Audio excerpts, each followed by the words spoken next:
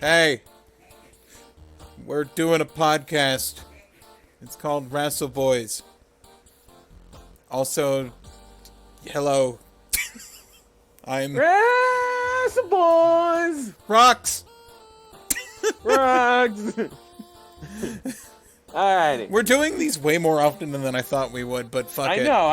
It's kind of nice. I guess when the time is right, I guess we should introduce ourselves because I forgot to fucking do that last episode. I'm Jake or Allie. I go by Allie online. I'm a pervert. I'm Mega Fighter. I'm also known as Drew, but I is also a pervert. I feel like a good point of reference. We go by our usernames until we feel like we've talked to each other for 10 years like that, and it's weird. So transitioning out has been kind of difficult, and also we should really deal with the Roktan in the room. Yes. And finally, I am joining the show. My name is Seth, also known as Roktan. So, Roktan was from our old podcast, the one where we all yelled at each other for 3 hours. So miserable. he is a guest. He might not be on every episode, but he'll be here when he wants to be here. That's pretty much how it's going to go. We figured since we're doing a pay-per-view, yes. We decided, you know what, let's have a guest on board. You know what's the funny thing? I didn't think we were doing a pay-per-view until like the very last second because I forgot what fucking week Royal Rumble was. Yeah, I'm glad I checked. Because, yeah, it turns out, oh yeah, we're doing the pay-per-view. This is totally the go-home show. And I also, the other thing I also forgot is like because of how we started with Smackdown, because it was the one on the New Year's Day, yeah, sort of means we were doing all the shows backwards, but this one, no Raw. I fucking told you we should have done December 31st Raw. It was a recap! I know, but still. This song's still going. Yeah. Roxanne, don't put on pants. Anyway, we are reviewing Smackdown, Week 3, and the Royal Rumble. Apparently, we were also going to review Heat, but they don't have Heat on the WWE Network. It might not even have been like the pre-show like I thought it was. Where's my Billy Kidman match? I know. Where's my Billy Kidman match? Billy Kidman. Billy Man Kid. Good time. Roktan, we had voiced concerns about his volume. I think he adjusted his volume a little too low. Yeah. Or maybe this song is very loud. I don't know. The song is very loud. I only turned my volume down a little bit. Okay, thank God. We could have easily just cut that song out. But yeah, we did. We didn't. I mean, yeah. So, SmackDown starts weird.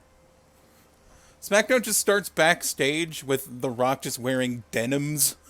Just denims. Oh, before we start, I had in my notes because I wanted to mention this. The old WWF opening bumper is so cool. Oh, like all the fucking projections and the random like smatterings of the WWE thing. Yeah, I miss the old bumpers. I mean, I think though I get what they're trying to do these days with the newer bumpers. Then, but now, forever. It seems so kind of like lame, cheesy, and like, it's the one they had just before that was better. The one that they had where like they would have like sort of this historical thing. Yeah, where they played like the audio clips and shit. The audio clips. Yeah, that was better. That was also really good. That's the one I always think of is the. You know, it's like, what you gonna do? And it's like, oh, jumping off the top rope and all that sort of stuff. Like all the little clips. Oh, yeah, the one that was like, yeah, there's all the clips of like wrestling. Andre, the Giant, WrestleMania, you know, all that shit. Yeah, that was good. But as it's been pointed out, one of the things, the problem with that was like they would have bits, audio clips from people that were essentially kind of, in a sense, blackballed from the company, like Hogan would constantly have to. I think they replaced Hogan and then put him back in. Yeah, it was like Yeah, Hogan was in there, even though he was on it. Like, you would think as soon as someone got to another company, they wouldn't want them on there. You know. Yeah. Or when they get caught saying racist stuff on a sex tape. They wouldn't want him on. Okay, you combined those incidents together. He was racist on the phone, and he did a sex tape. I thought he said racist stuff on the sex tape. No, he said racist stuff talking about his daughter dating a black man. That's different. Okay. He made a racist sex tape. The racism sex tape. I guess it's just because those two things kind of happened at like concurrent times. It was back to back. He had sex wearing blackface. Oh my God, no. Oh Jesus! Anchor skipped like 10 minutes ahead. Oh God, we are so fucking canceled immediately. So we're not doing guests again. Canceled. So we're coming from the Century Tel Arena in Bossier City, Louisiana. Oh, I was thinking they were in Baton Rouge, but fuck it. I'll be honest, I never heard of Bossier City. SmackDown has less fun pyro than Raw because Raw just fucking explodes and SmackDown's more just like pew. I believe did I not put down that this was Discount Raw Pyro? Oh, we were talking about the backstage segment. Yeah, The Rock was wearing denims. And we are welcomed to the theme of the night, everyone talking to The Rock.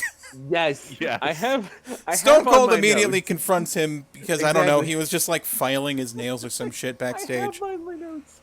Do you have time in your day to talk about our Lord and Savior, Stone Cold Steve Austin? I don't know why. Anyway, Rock and Austin stare each other down. I think Austin talks about how he has 2 wins on him in Mania, but then Rock's like, oh yeah, but I have the win at, what was it, like Survivor Series or some shit? Survivor Series 2001. Yeah. Speaking of what, okay, who entered and who was waiting? Who entered the arena? Rock entered. Okay, so why was Stone Cold just standing there? I don't know. That's why I made the Mormon joke, or the Jehovah's Witness. Excuse me. Don't want to insult Mormons like that. I'll insult Mormons in another way. Here is a little backstage shit, but I'm also going to give you guys the Royal Rumble article so we can get stats for that when it comes up. But yeah, we can do that later. Excellent. Anyway. Thank you. I want to mention that at one point in the conversation, The Rock got so close as he's speaking to Steve during the part where he's telling him I never forget. He got so close to Steve he almost kissed him. Yeah, I started chanting like kiss, kiss, kiss. The subtle homoeroticism of wrestling is often a topic on WRASSLEBOYS. Yeah, just you have to admit it's there. Just like how the 80s, like you could just say the whole 80s was just everyone just very loudly denying that any of the things they're doing are gay. Despite being the most flaming things imaginable. Exactly. Oh my God. Also, Rob Van Dam shows up after the pyro with his new theme tune, which was really weird, like one of a kind. Well, we're gonna talk about that when we get to the Rumble, but yeah, one of a kind debuts here on this Go Home Smackdown. Oh, but before we, just before that, I just want to say that Beautiful People was the best SmackDown intro ever. Yeah. Easily. Yeah. I'll admit, I wasn't sure what it had to do with SmackDown, but the other theme song for SmackDown at the time was just the Raw theme again. Oh yeah, no wait, that's SmackDown. Yeah. Although I like that intro. Well, Raw had Thorn in Your Eye, you know, just like Thorn in your eye. Did SmackDown also have Thorn in Your Eye, or was it just that Raw borrowed the Beautiful People once? They borrowed it like no, they did it in 1999 when the song came out. And then they gave it to SmackDown. And then they gave it to SmackDown in 2001. Oh, okay. Yeah. I didn't know that. Things. Yeah. Anyway, William Regal versus Rob Van Dam. I love William Regal. Man. He's such a good fucking heel. He was such an underrated wrestler. He is a very underrated wrestler. At this point, they definitely were pushing him well. Yeah, And they were trying to make him look good for the Edge match he had at the Royal Rumble, but I wanted him to beat someone other than RVD because RVD's great. RVD's great. Regal's great. It's like... And to answer Mega Fighter's question from last week, William Regal doesn't have his brass knuckles when the referee checks him, but the brass knuckles are with the timekeeper for some reason. Right. Yeah, So this was my question of how does he keep getting them into the arena and past like security? Apparently he doesn't keep them on him. Why were the brass knuckles sitting at the timekeeper's desk? So I guess the timekeeper always has brass knuckles on him for some reason. Self-defense. No one touched my Or- fucking or ring we bell. Or we have to go with your theory of Mega Fighter that William Regal is bribing certain people to get the brass knuckles in there, and that's who we. This is who we bribed this Actually, week. I think that was actually Ali's theory. That was my theory. My theory was that he has brass knuckles strategically hidden in every hotel whenever the WWE or the WWE travels to anywhere. But yeah, Rob So Van he'll just go Dam. to a hotel and just sneak in the brass knuckles. Rob Van Dam starts doing his comeback where he does like the fucking back handspring shoulder tackles, and on the last one, William Regal just knocks him the fuck out with the brass knuckles. Yep. I remember. I never put much thought into it before, but that spot RVD does where someone goes for a back body drop and then Rob would flip over them is so cool. Like he would run the ropes and they would go down for like the fucking like over the head body drop, and then Rob Van Dam would just do a fucking flip, and it was awesome.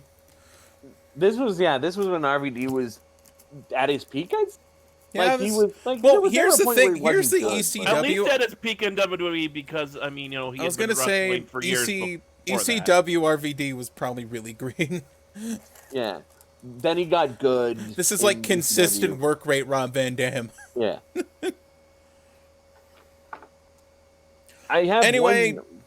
Apparently. Well, I haven't seen his work in ECW, so I wouldn't know how good he was. And here's the thing, like, the commentary was arguing the whole fucking time about if they could see the brass knuckles or not. And, like, King was about that. I think King was, like, constantly denying it, and Michael Cole was like, but they were there. I think we got to the same argument, like, they did the same argument on, like, the They Rumble. did it every time he did it. But I'm like, So you guys have monitors. I know. I want one of these episodes to just have like Jim JR Ross just is snap and go, you got a fucking monitor, King. I can watch the monitor. Jesus King." Christ. Am I the only one watching this goddamn show? Stop looking at Stacey Keebler's ass. That's Right? that is one of the things about wrestling that sometimes TNA at one point was really notorious during the really bad periods of where it's like does nobody that is like a wrestler or a commentator or a manager or a GM or what any of the personalities that are in that are involved in the show, does nobody of them actually watch the show? That is always one of the worst things. I know there was a time in WCW especially I do remember who was where they weren't allowed to watch the monitors at all. Who was not Tony Schiavone? Who was with Mike Tenay? Don West? Yeah, I remember Don just West, yeah. Don West screaming at a piece of paper during like a hardcore match. Oh yeah, they had the script. Yeah. I was thinking of like when like back in like the late 90s WCW, they weren't allowed to watch like they weren't shown any of like the pre-show segments. So the announcers were just completely blind to everything. Oh, I guess that happened. I wasn't there. Like Ric Flair would come in just beat the shit, wielding like something he grabbed, and like Bobby Heenan legitimately goes like, he looks drunk because he didn't see anything because they wouldn't show the backstage segments of him getting beaten up by the NWO.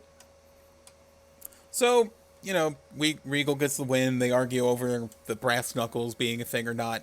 And we cut to the back where Angle is asking a security card for The Rock's locker room.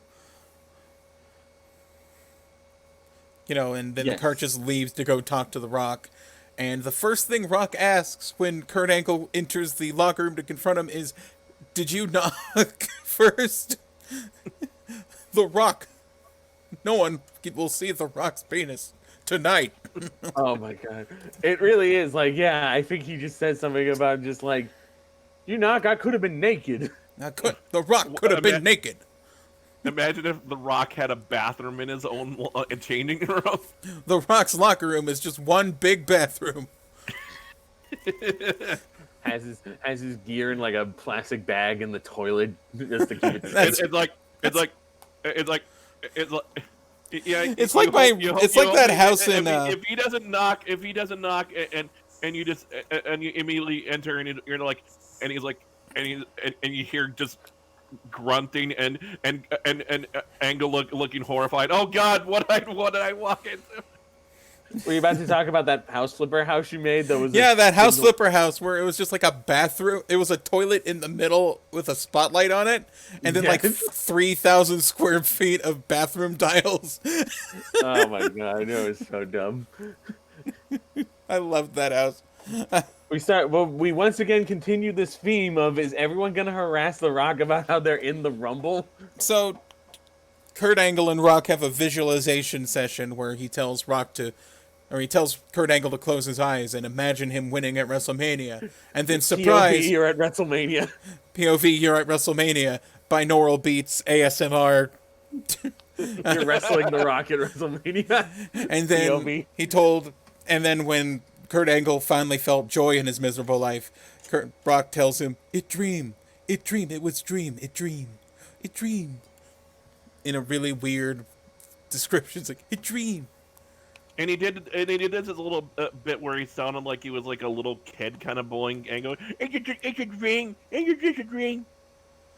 The Rock says he's going to beat really mocking voice. He's going to beat whoever the fuck wins the Rumble 1, 2, 3, and then he counted 3 weird, like he started the 1-2 with the pointer and middle finger, and then he lowered all his fingers, made like an OK, and then lifted his other 3 fingers. Yeah, he switched to like middle, ring, and pinky, and it's like I thought it was a German 3, but that's with your thumb. Yeah, so I don't know. Why didn't he just do the German 3 if he doesn't like doing the American 3? That was one of the ways they detected Nazis back in World War II. They tell them to count to 3 with their hands, and if they use their thumb, they fucking shot them. Oh, really? Yeah. I think that's a thing they referenced in Inglourious Basterds too. But it did it in reverse, where it's like the Nazis figured out they weren't Nazis because they counted 1, 2, 3 with like pointer, middle, ring. Well, maybe Germans just like 3 count, okay? It's really 1, 2, it is 3.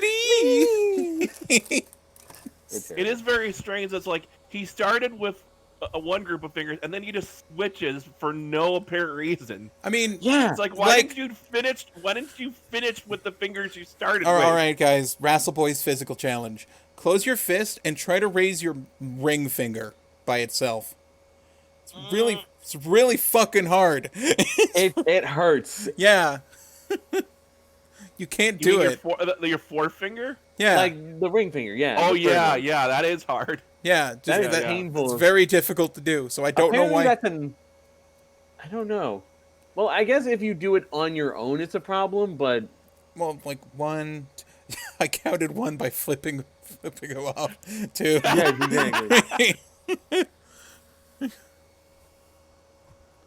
Yeah.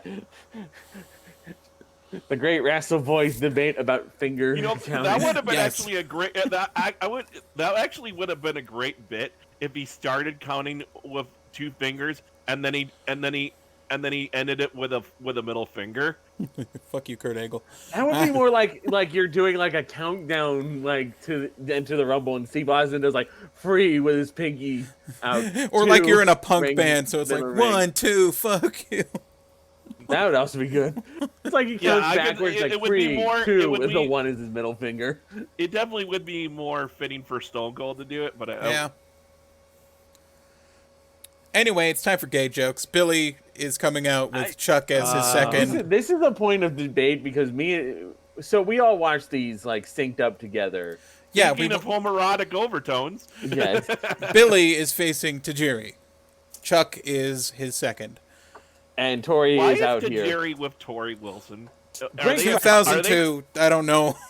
Are they a couple? I think it was I think so. some invasion shit. I don't know. I guess it's because Tori likes getting tarantula in bed. I don't know. Sex. Yes, I have. I don't get this gimmick. So Billy decides to start out by doing like a weird Asian bow to Tajiri. Right. So we have made a point of whenever there's a Billy and Chuck match of counting the gay jokes. I didn't think we were gonna have to count racist jokes today, but we do. I missed that. That was like the start of the match. Was like, you know, he goes up to Jerry, then he stops and he does like a bow. Oh. It's like, oh my god. Now, this So is the point. here is the major argument of this show that we had for like 10 fucking minutes for some godforsaken reason. We were talking over each other because Roktan was there, and we heard, I think it was King, say something along the lines of, every queen needs a king. Or, and yeah, every king needs a queen. Every king needs a queen. And I sort of thought that, like, because they were talking about Billy and Chuck, like, just before, and I don't know if he pivoted to talking about Tori Wilson or not. So, either he called, like, Billy and Chuck queens, or Jerry the King Lawler is being thirsty towards Tori Wilson. So we are in a complete debate over whether or not that We are in a gay deadlock, joke. not a sponsor, over the fact. I could see either one, honestly. Yeah, that's why this is why it's such a strong argument between me and Allie, is because it's a believable joke either way. Yeah, because Or they at would least just a believable statement. yes. Not exactly a great joke. But it's a believable one coming from Lawler. Yeah. Yeah. I see what you mean. Anyway, I don't otherwise know. It wasn't a lot. Billy in Gunn's terms of gay fine. jokes. Tajiri's good. Chuck runs in and fucking Tajiri just misses his ass. And then Billy hits the famouser and wins. And then we cut to the back again, where someone else is talking to The Rock. Triple H's water boy? Yeah. I think it's like some fat guy. Just and then it transitions into fucking Hunter. I have in my notes, don't you fucking dare talk about the Rumble, Hunter. actually, Hunter whispered about the Rumble to The Rock. But it's again. They had a very quiet promo, like 6 inches from each other's face. I want to rumble in bed with you, Rock. I want to There win we the go Royal again. Rumble with your ass. Subtle jokes. homoeroticism of professional wrestling.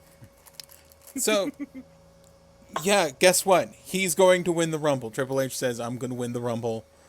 And then I'm going to wrestle you. And then I'm going to wrestle you, even though you're not the champion and you have to beat Chris Jericho first. But, yeah. Everyone is so certain that Rock's going to win. We will get to that when that comes up. So we cut away from that to Trish Stratus with Lillian Garcia. And Trish Stratus is looking very purple today. I was actually kind of surprised. I forgot that Lillian Garcia also did interviews. Yeah, she did. Back in the day, it was Finkel doing the ring announcing, and Lillian was backstage. But then Finkel left, and Lillian took over. Oh, okay. Triple H! You know, that kind of shit. We start this interview, and then immediately... The moment Trish Stratus breathes in, Jazz just fucking tackles her from behind. We were completely thrown off, because we're used to, like, in the interviews, they get at least one question out of the way. No. Not in the Ruthless Aggression era. So, Jazz just starts punching her. Was this the Ruthless Aggression? I thought it was the Attitude. No, this is post-invasion, basically. Yeah. We haven't had the promo that announced... We haven't had the Ruthless Aggression promo, but this is the era, so to speak. We're in that time period. Yeah, we haven't had the Cena, that Cena promo. Yeah, or the Vince promo. Anyway, Jazz punches the shit out of Trish Stratus, grabs her hand, and just slams it in the fucking, like, one of those dress grates they have. Yeah. And that was awesome. For once, the camera shake kind of worked a little bit, because I don't know how hard that fucking crate got slammed on Trish, but that must have sucked. Yeah. Also, shout out to Lillian Garcia for being one of the few interviewers who actually goes to help. That was when what the I interview would is notice. Yeah, it was like, Yeah. I don't remember another time I've actually seen an interviewer help the wrestler after being attacked to her. Good on you, Lillian. Yeah. Yeah, like every other time I think like fucking Tom Phillips or whoever it would be would just kind of stand there and watch. Or they Disappear. or they take they'd off, run. or they just get the hell out of or there. they'd be like a cat when you drop something. They would just teleport away. Nah. Anyway, we cut to, back to the arena, and DDP's face on the Titantron, like you just accidentally opened the selfie cam while you're looking down at it. Anyway, it's him, it's DDM. So...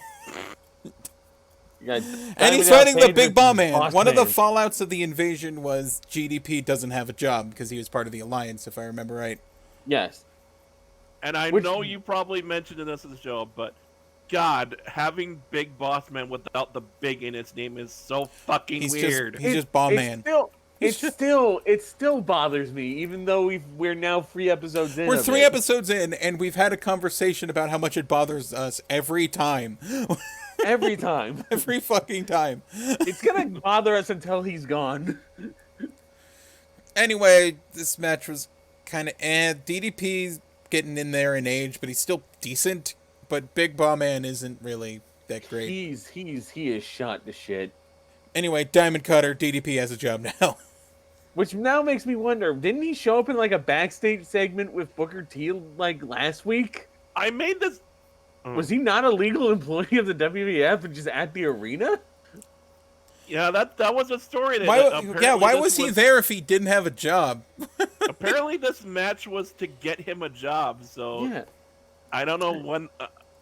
we'd almost have to go back a few episodes to know, like, did he get fired at some point? He did get fired. But now I have the question, why was he bothering Booker T after the stink face? Yeah, because he was part of the Alliance. I assume he got fired by Vince after Team WWF won out on Survivor Series. Anyway, the big denim machine, Undertaker, talks to The Rock. Oh, before we go to that, I just want to say, I know there's a different note for the Rumble, but I thought it would also apply. I thought I'd do it here. I've actually did a little research and watched some clips of DDP hitting the Diamond Cutter, and he hits it pretty good. But honestly, I used to think, DDP, because he did it first, he probably did it better. Nope, Randy Orton, I'm sorry, does it better. Oh, are we about to have this argument now? Oh, are we gonna have the first episode of Fight Me? I'm gonna say it. The fucking RKO is not better than the Diamond Cutter, and here's my stance on this. 1, he cannot hit it from out of nowhere, because 1, it's a move that requires him to be within like jumping distance or like a jumping height. He can counter a dive with it, but he needs that airtime. And 2, it's not a move that comes out of nowhere because he fucking signals for it. He does not every time though. He does the fucking stupid hand thing that ruins his shoulder. Yes, he does, but not every time he does it. Not every time, sure, but he still signals for it. You can hear just like punch, punch, punch, punch. Da, da, da. And yeah, I will say that much is like a lot of time. A lot from what I've seen of DDP's clips doing the Diamond Cutter. He wouldn't do the taunt a lot less. He did the bang taunt a lot less. I do love, like, DDP would counter finishers into the Diamond Cutter. Yeah. like fucking Death Valley drivers, fucking power slams, all that shit. He would counter it into the fucking Diamond Cutter. Orton needs a flying opponent, or he'll just randomly jump for it. And, you can't counter, like, a super kick with it or that kind of shit. That's why I will argue the Diamond Cutter. That's why Orton's anti-air, please buff. Please, yeah. please buff. Nerf DDP. for some reason I just thought about it and it just like Also, and thought about the other thing is like Orton Orton jumps, but made it made a point of doing. I know it's not technically, but the out of nowhere spot, and it really does. They do. I think the camera really helps in that regard. Like, But Orton jumps and DDP sort of does like something about it does seem cooler. I don't know. DDP sort of snaps you to the ground, and I always liked that part. Yeah. So that's it. So this is our stance right now. Me and Allie are pro Diamond Cutter, and Roktan is and I pro don't. RKO. This is Majority rules! Yay, democracy! This Yay! is coming from someone who tends to Democracy! This is coming from someone who tends to overall dislike Randy Orton. I'm just saying. I get you, Like, but that's I want to name all the interesting RKOs I can think of, and the only two I can think of are, like, Evan Bourne's shooting star press, and that time he countered the curb stomp into an RKO. That's it. He needs airtime or he can't get shit. Yeah, but that was mainly because Seth Rollins jumps like a fucking coiled spring, so he could totally do that. Seth Rollins is just like a bouncy ball with a shitty beard. That's just... Yes. Super Bowl. Everyone, just let's make this part of the fun. If you comment, whether you're a are you a diamond cutter or an RKO guy or girl? Yeah. Or non-binary?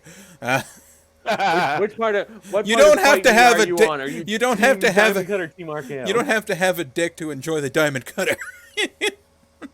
Are you an NB who likes DDP? Are you an NB DDP, or are you perhaps a GQ RKO? Up to you. Acronyms. All right. But it's the big denim machine talks to Rock, Undertaker. Fucking the Undertaker. I could have sworn it was wasn't it like Triple H and then the Undertaker immediately? I think at some point American Badass Taker turned to heel, and it sucks. It sucks. I'm sorry. It sucks. It sucks, Mark. This is when I put down the note. The Rock gets it. You're gonna win the Rumble, and if I win, we're fighting at WrestleMania. Anyway, this next segment is brought to you by Clearasil. Next segment brought to you by Clearasil, which I didn't know was made in 1950. Yeah. So this is not on the 2000s alert, which is getting it's literally just acid you put on your face and then wash off before it becomes acid. Oh, jeez. Is that what it is? It's not like hydrochloric acid. It's like a very weak acid. Yeah. Okay. It's stealing it's taking your ions for its own. Is it still exist? Yeah. Is it still a thing? Okay. I kept mixing it up with Claritin, which is like the. They just don't have commercials for it anymore because there's better products than. Or you just don't even really need commercials for Clearasil anymore, because everyone just kind of knows it. So The Rock is now grumpy and comes out to the ring to cut a promo about how everyone wants to be in the fucking Rumble. Everyone's going to beat him in the Rumble. Like I made the joke about I want all 30 men to come out and talk about the Rumble at the same time over each other. Think I was one of the one. I was like, what if everybody that was gonna be in the Rumble all had to talk to him, and that was the entire show. But yeah, Rock keeps pointing to people in the crowd saying he's going to the Rumble, and then points to the cameraman, says he's going to the Rumble, and then takes the cameraman's camera, and conveniently there's Rock Cam on the top right corner. In case you didn't know, it was the Rock top Cam. left, actually. Shut your fucking mouth. So here's the thing. Rock is the worst cameraman I've ever seen. I have on my notes, The Rock inspires Kevin Dunn's future production work. First of all, he's holding it at an angle at first, and that bugged me. And then he started pointing the camera at the ropes. And because he pointed at the camera at the ropes, it autofocused, and now the entire crowd was blurry. So he tried to like zoom in and couldn't, and then zoomed in like all the way on accident and kept zooming in and out as he looked at the crowd. Allie was getting increasingly frustrated. The camera was shaking. It was like pivoting. It kept zooming in and out over again. The crowd wasn't focused when he kept looking at the fucking crowd. Also, he called the cameraman gay, if I recall. He said, your boyfriend's going to be in the Rumble or something. It's like, Yes. Yep. Okay, so that's our gay joke for the night. And I just have on the notes, focus the damn camera, Rocky. So one of the things that was aggravating about it is this felt like they were like wasting time, like just like this was like so padded out, and it went on way too long. It probably only felt that way because you guys kept complaining about how bad it got. It is like, I was being facetious. And the cameraman's trying to get the camera from him. He's like, "Please give me my camera." No, The Rock has to shoot this side. I also, really the statement Rock versus Prunky Brewster on an ice cream sandwich, and then someone's music hits. Right. Someone's music hits, and it wasn't Soleil Moon Frye. It was actually Chris Jericho in a Guy Fieri shirt. Wait, what? Soleil Moon Frye, the actress who played Punky Brewster. Yeah. Oh, okay. I have listed on my notes, Le Champion Incontesté, why 2 belts? Chrissy 2 belts. Why 2 belts? Belt the walls down. Guy 2 Fieri. Guy 2 Fieri. I just have to, Jericho comes out and he is honestly pissed. This kind of like off. I love how this angry, petulant, slightly immature anger he has. He portrays it so fucking well on the microphone. So good. Yeah, he's just like, he is yelling his head off. He's like, nah! He's like just so mad, and I love it. It's like the kind of emotion you want from like when a promo happens where someone gets, it's like the thing that Flair does. Like when he gets disrespected, you know it because he just loses his shit. Yes. Jericho was fucking heated the whole way. And I just want to know, like, as you guys have been complaining about that they've been doing this whole thing where they keep talking to The Rock, and I said, at first it was kind of annoying to have this constant thing of several people coming to The Rock saying they were going to run the Rumble, but I thought about it. I was like, the whole point was to tell the story that they all expected him to win, and then you have Jericho come out. And it's like, why does everyone expect to fucking win? Everyone's like, you guys are ignoring me. Fuck all of you. And like Jericho looks like, so it worked out, and again it's a story. Jericho just becomes redder and redder in the face as Rock comes down to confront him over it. Of like, Jericho says, "You think I'm a joke," and then Rock's like, "Oh, I don't think you're a fucking joke. I just think I'm gonna whoop your ass on Sunday." And if you smell, yeah. Like, because Jericho cuts off the "if you smell," like, no! No! Oh, yeah, it's like, he tries to do "if you smell," and then he's just like, no! I am not a joke! I don't smell! I don't have a sense of smell. I don't have a sense of smell. Never had one in my life. Yeah, hot dad. Anyway. Yeah. Speaking of which, I actually found out that he actually doesn't. Hot Dad actually does not have a sense of smell. That song is actually biographical. Mommy. But yeah, this is just Jericho giving this promo his all, and just when The Rock goes quiet and just kind of slowly walks up to him, it's like, oh shit, going down. And the thing I never noticed about what happens next is, Rikishi shows up after the segment's over. And there is one thing I was thinking while I was watching is like, I wonder if maybe one part of the Y2J anger is genuine because maybe he found out what there was going to happen to him later, but I don't know. You get the feeling like there is that sense that he's been kind of overlooked by everyone else.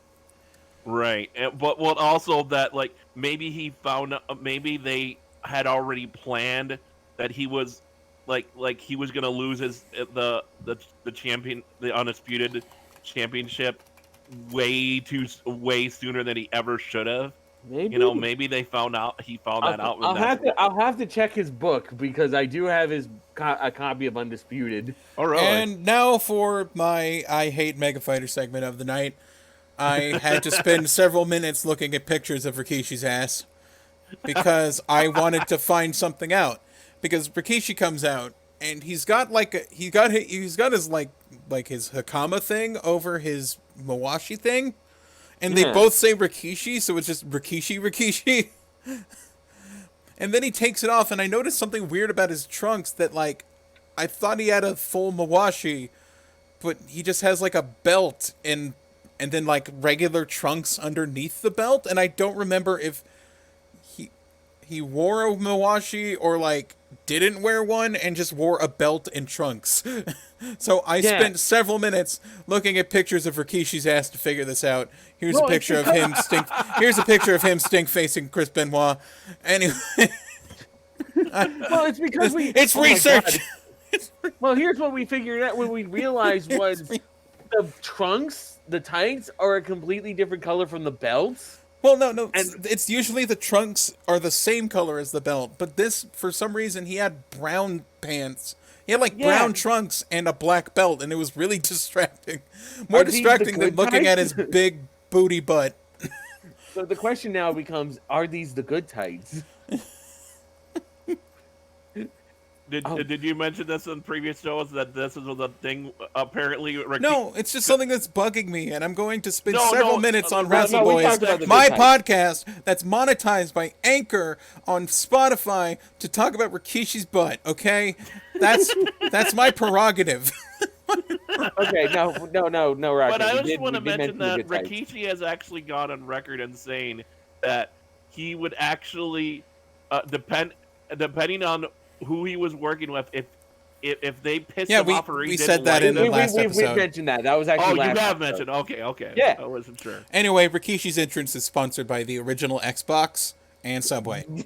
Yes. That is like which Rikishi's is Rikishi's weirdly liked. Which is Rikishi's evening after putting his ass in a guy's face is he's gonna go home and play Halo and eat a footlong. No, he ate a Subway. Is eat and fart fresh. He eats a Subway footlong and takes a massive shit. Combat involved.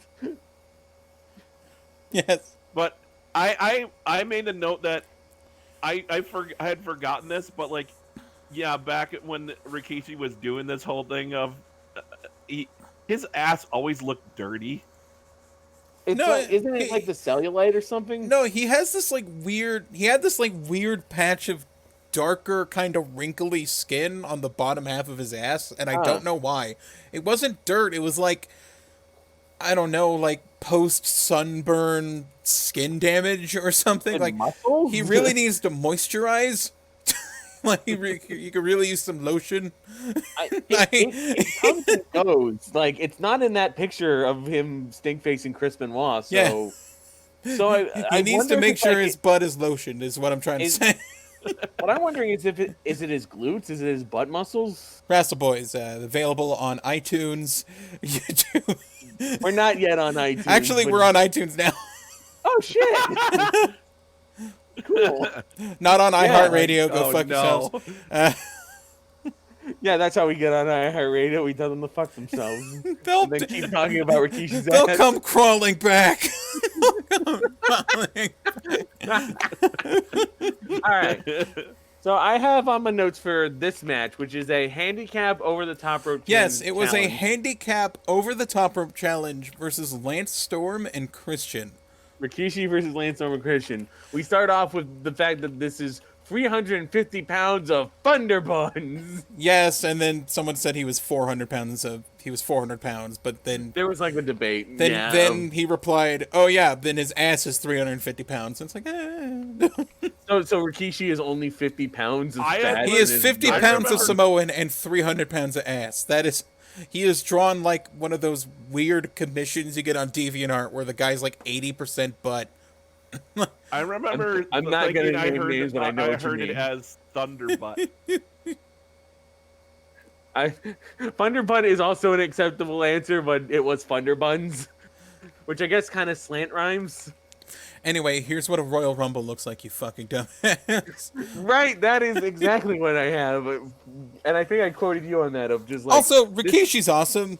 I would just like to point that out. It's not the putting his butt in people's faces thing, but he can suplex a fucker, and it's awesome.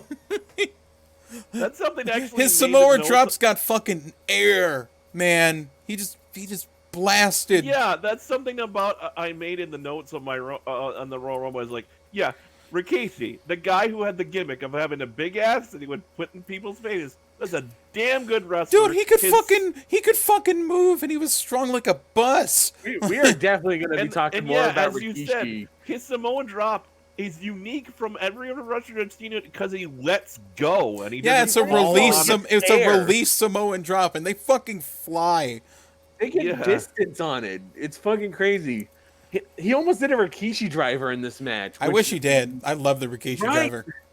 Rikishi driver is such a good move. Yes. So, yes, I am legitimately a fan of Rikishi. He is great. Yeah. He is great. All hail, Tribal Chief. Oh, fuck yeah. Put a little ass. All hail, put a little ass on it.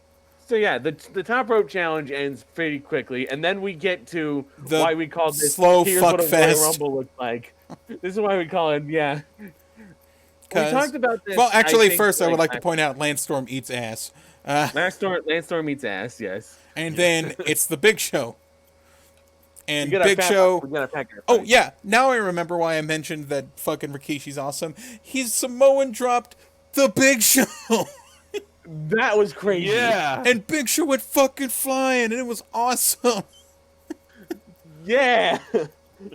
So, yeah, this is where I think we really got into here's what a Royal Rumble looks like, you dumb fucks. So, yeah, fucking Big Show throws out Rikishi, and then the APA show up, and they try to eliminate the Big Show, and then they do. They get thrown out. And then, like, Bradshaw pranks Farouk, who throws out Bradshaw after getting mad about it. Then Kane shows up. Please buy the Rumble. Please buy the Rumble. Please. So remember how last week, buy the last Rumble. episode, we talked about, like, how there's, like, the go-home, like, spot of, like, we're simulating the big event match. It's going to happen at our pay-per-view. They're still doing that a little bit because, like, Hell in the Cell recently had, like, the final segment just have, like, Jey Uso yelling at Roman Reigns while just on the cell for some reason.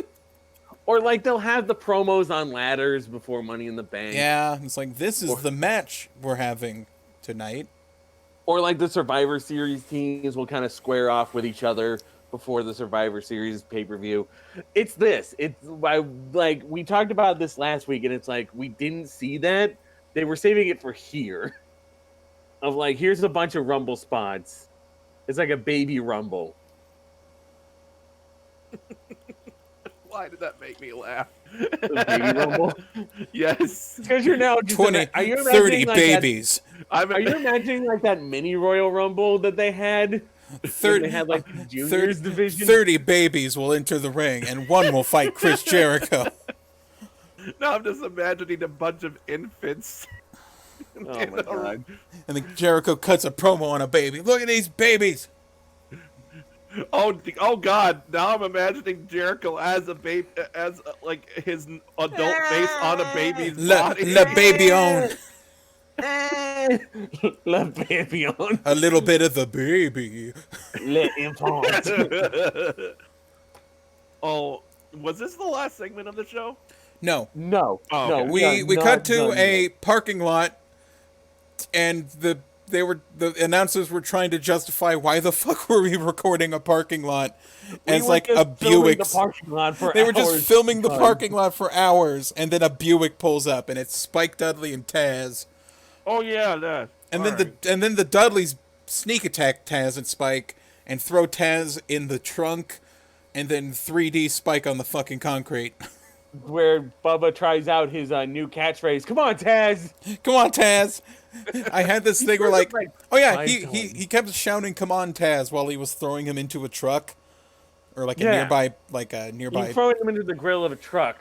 And I just wanted to like run into the background holding Taz while just shouting, "Come on, Taz! Come on, Taz!" Come on, Taz. Down the Come on, fucking Taz. road, Come on, Taz. Come on, Taz. out of the Come on, arena. Taz. Come on, Taz! Come on, Taz! Oh yeah, I forgot. Yeah, the 3D on the fucking concrete, which is a brutal spot. Yeah. He's like, "Come with me, Taz. Come on, Taz. I'm kidnapping We're you." going to Denny's. Come on, Taz. IHOP awaits. Come on, Taz. Come on, Taz. Come on, Taz. Come on, Taz. Come on, Taz. I hope that comes out as I hope. I did it twice. He takes him down. He takes something down to the like in the nearest like lake or something, and then just he throws him in the water. He's still saying, "Come on, Taz." He just lets go. He just lets go and then comes back to the arena. Or he throws him in the lake and then dives in and just starts swimming with him. Come on, Dad. Come on, Dad. Still doing it. Dog paddling the whole way. And then he takes him out of the lake, and he's bringing him back into the arena. Come on, Dad. Come on. To the point of parody. Anyway, we cut to the back, and Stone Cold's lacing his boots, and Deborah is a very poor actor and is pretending she hates Stephanie. And God, we're still doing this gimmick. Or this and Stone Cold is like, you stay backstage. You don't talk to Stephanie. I'm going out. What? And I think we do this later with Triple H too. Yeah. And then Kurt Angle this is is something that that like makes me think immediately of like Dixie Carter. Like, I know it's not the same thing, but just if you have someone who can't put on a convincing performance, don't give them a speaking role. Have them there, or just don't have them talk. Just have them there. It would be fine if you just had them there. Just don't let them talk. Or have them say very, very little. Does Deborah really need to be on camera? Not really. No. I imagine she's probably there because I imagine it's like probably Kevin Dunn or McMahon. Oh, she's got boobs. Pretty much that is. I didn't want to say it outright, but a lot of the reason why I think Deborah ever got any screen time was because she's got tits. Yeah. Yeah, and there's like really obvious, like disparaging, uncomfortably perky, obviously implant tits. Yeah. Like, I don't want to be disparaging to Deborah Marshall as a person. My point is more just I'm being cynical towards. Well, you can have a big bust line and be normal, but she's wearing like this mini Stone Cold vest that like push her breasts up. God, I forgot about that. Oh yeah. Yeah. Like, I'm just more talking about, okay, the only reason you're on here is because Vince saw your tits, and he was like, ah. Anyway, to have a mini Stone Cold, it's almost like Stone Cold is like has branded her tits. Now these are Stone Cold tits. These are Stone Cold titties. There's 2 Steve Weisers in there. Give me a hell yeah. Plants 2 Steve Weiser cans and he's storing like bags of ice or something. I'm keeping them chilled, but she's body temperature chilled. There's ice bags in there too. He puts like a pair of breast pumps on them, and then he starts squirting beer on it. I've seen like a push-up bra that is also like a beer container. It like pads your breasts, and also it lets you drink beer. Oh my god, that's such a man thing. Jesus Christ. It's probably from like, you can probably see on Spike TV and Mansers. Can you fart so hard your balls explode? I wouldn't say man in general, but I mean. Oh yeah, I was gonna say that's a derogatory sense. That's some man show shit. That's like that fucking vagina beer. Ew. Oh yeah, the fucking what? There's this beer brand called like Yomi or Yanni. It's vagina yeast. It is yeast bacteria Right? Why do you have to tell me about this? I've heard about it, and it's the worst. See, WRASSLEBOYS available on your local Oh, I think you've broken Apple me. Podcast. Man, iHeartRadio is gonna love us. You'll come crawling back to me. SoundCloud. SoundCloud. All right. Kurt Angle and Booker T were hanging out, and Kurt Angle wanted to show Booker T how cool and with it he was with the urban youth. Oh God, I forgot about that part. Oh yeah. What did he say? I don't recall. I is just wrote he's too white for Booker T. I think you asked What's why so these great two were a about team at Kurt some point. Angle's character is it's like he has to be such a nerd. Essentially, that's his character. Anyway, Yeah, so this works. Kurt Angle's a sucker. They're teaming up tonight against, I believe it was Stone Cold and Triple H for a tag team match. Yeah, And then we immediately have a seizure. and then It just cuts to, like, Edge's Minitron, which is flashing. Oh my God. Jesus I Christ. genuinely looked. I tabbed back in from my notes, and I saw just like the blast of flashing lights. Like, Yeah, nope, about back to my- Durango. Number. I think it was my Durango. Oh my God, I'm blind. No, it was like, yeah, my Durango. Holy crap, my eyes. I It can't makes me- fucking see. I'm going blind, yeah. It makes me think of the fact that AEW has specifically put in like they specifically made sure that when they do their entrances to tone down of the amount of pyro or flashing lights because Unless it's Cody's entrance. Unless it's Cody's entrance. So, to any of you who listen to our podcast and actually And wanna haven't follow turned along off. with us, And haven't turned haven't- off. and haven't just shut it off and found something better to In do. disgust.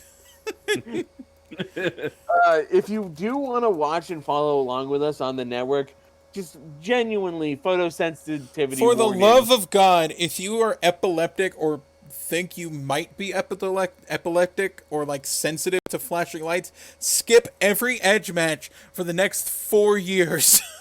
It's going to suck for you, and It's bad we're time. looking out for you here.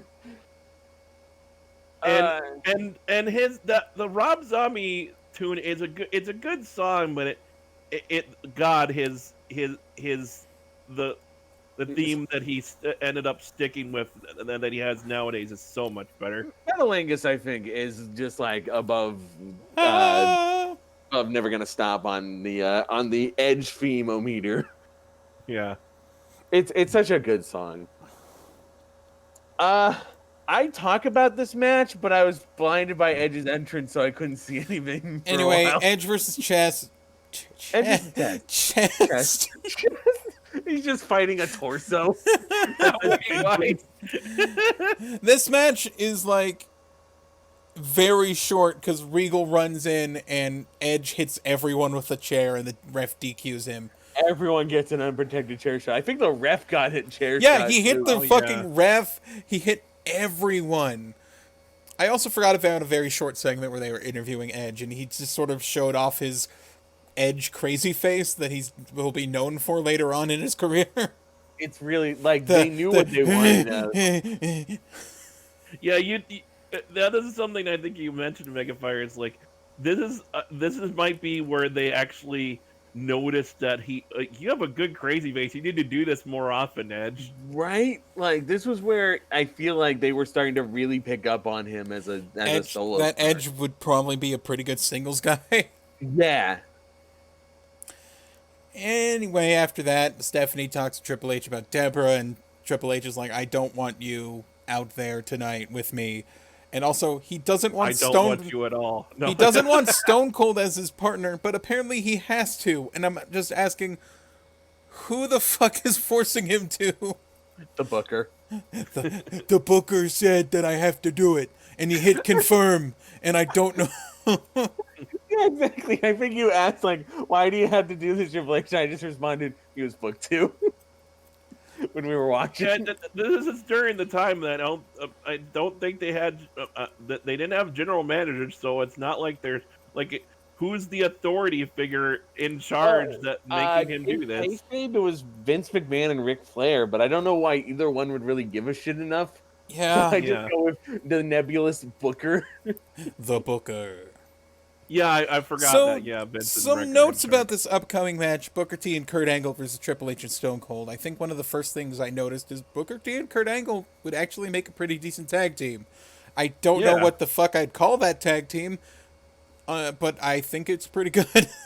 Insert Charmel joke here. Bestiality sex. No. Thank you. There we go. That's their team. The Olympic suckers. I think you asked, like, when you saw, like, Booker T and Kurt Angle together, it's like, why are these two a team? And I said, because Kurt wants to fuck Booker's wife.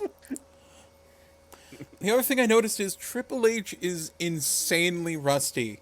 Like, He is- you could tell that he was running the ropes wrong, that he was missing cues on fucking, like, neck breakers and shit. I did not notice that, honestly. Like, he was I thought just it was more like the whole reason he was there. When he was running the ropes to do like his running knee spot, he sort of turned around too early, and then the ropes sort of hit his back like he wasn't expecting them, and he sort of stumbled a bit. Like shit like that is what I mean by rusty.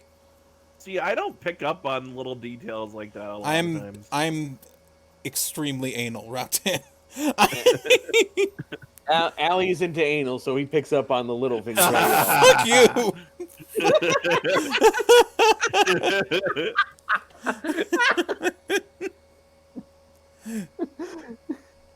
But anyway, Stunner. I will say that it does seem that they really were keeping Triple H out of this match for the most part. So Stone Cold was the Janetti. He just got suplexed a bunch of times by Kurt Angle.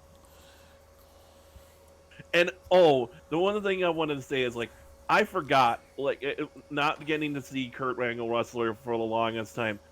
God, I think he unequivocally has the best belly to belly throw I've ever seen. His suplexes were always so good. I would say I might contest with Steiner, but I haven't seen a Steiner match in a long time. We need to get Steiner's gonna show up in like the late end of 2002, so we're gonna see him kinda. Oh lordy. But I think he's mostly just doing segments, which is also great. So speaking of I don't Kurt know Angle, why I decided that like. Go ahead. Going to WWFKurtAngle.com led to it led to a thing that said my McAfee security expired. And it was telling me to redo, and I was like, buyer beware, do not go to WWFKurtAngle.com. WWFHHH.com just straight up doesn't redirect or lead to anything. Yes. All right, now go on ahead. I don't know why, but I had this feeling that because Undertaker showed up in a segment earlier, and he was the only person not in the main event who talked to The Rock, that he would fucking show up as soon as the match was over. And that's what happened. Triple H pedigrees like Booker T after Stone Cold stunned him. And then just... No, wait. Didn't he? I could have sworn I remember watching this when he did actually come in and talk to The Rock. Or yeah, that's what we were talking about. He did the segment earlier, but he didn't show up in this match. Yeah. Oh, I see. So they just played his fucking theme. So they played Undertaker's theme, Limp Bizkit. Limp Bizkit. Fucked up your program again. And he just walks out. No bike. He just walks out and looks at everyone, and then the show ends. Smackdown was bad. Smackdown was bad. And you have to, and yeah, I think we were talking about how like his stare when he's like a heel and he's like the American badass character, he just doesn't look he lacks intimidating intensity, at all. which is weird because he's like 6'10" and buff and angry looking and covered in tattoos. You think it'd be pretty easy to do the intimidation thing, but he's got the fucking stupid hat and the bandana and Limp Bizkit's playing and his fucking hair and like. Well, I think it's also a matter of like, it's like for some reason in this particular instance, it's like he was barely trying to look. He just kind of he didn't really have any facial expression other than just kind of stoic and just kind of almost neutral. It's like he looked bored, if anything. Yeah. Yeah, he looked disinterested in the ring. Like, the ring cut in line at McDonald's, and he's just kind of like, I'm not bothered enough to yell at him. I just give me my fucking cheeseburger. So, that was SmackDown. It was not good. Yeah. We started up Royal Rumble 2002, and we got the promo package, which I would like to call WWF Presents 30 Men will enter. We're coming from the Phillips Arena in Atlanta, Georgia. We are sponsored by Final Fantasy X. Thank you for reminding us for Wrestling Wiki. Also, WWF New York is still open. I know it was a one of the last SmackDown notes I meant. I forgot Stacker 2 Energy was a thing. Yeah, I feel like we all forgot. It was also a weight loss thing, and I'm not sure if it's safe for consumption or like the FDA got to it or something. They still sold it at Dollar Tree back when I worked there. Stacker 2. Feel it rush through your ass. Feel the it burning sensation that your body's trying to kill itself. I mean, it can't be any worse than the energy drink you drank, where it was like Rain Inferno, where it says Inferno? It heats up and burns your insides to lose weight, and I drank it, and I just felt like I was going to die, and that I needed to find help. And I kept posting pictures from that one, like, from Slaughter High, of the dude's stomach, like, bursting out. I thought it was Chopping Mall. No, Slaughter High. Okay. Chopping Mall's the robots. But yeah, it was just the worst feeling I ever had, and I will never drink Rain Inferno ever again. Oh my god.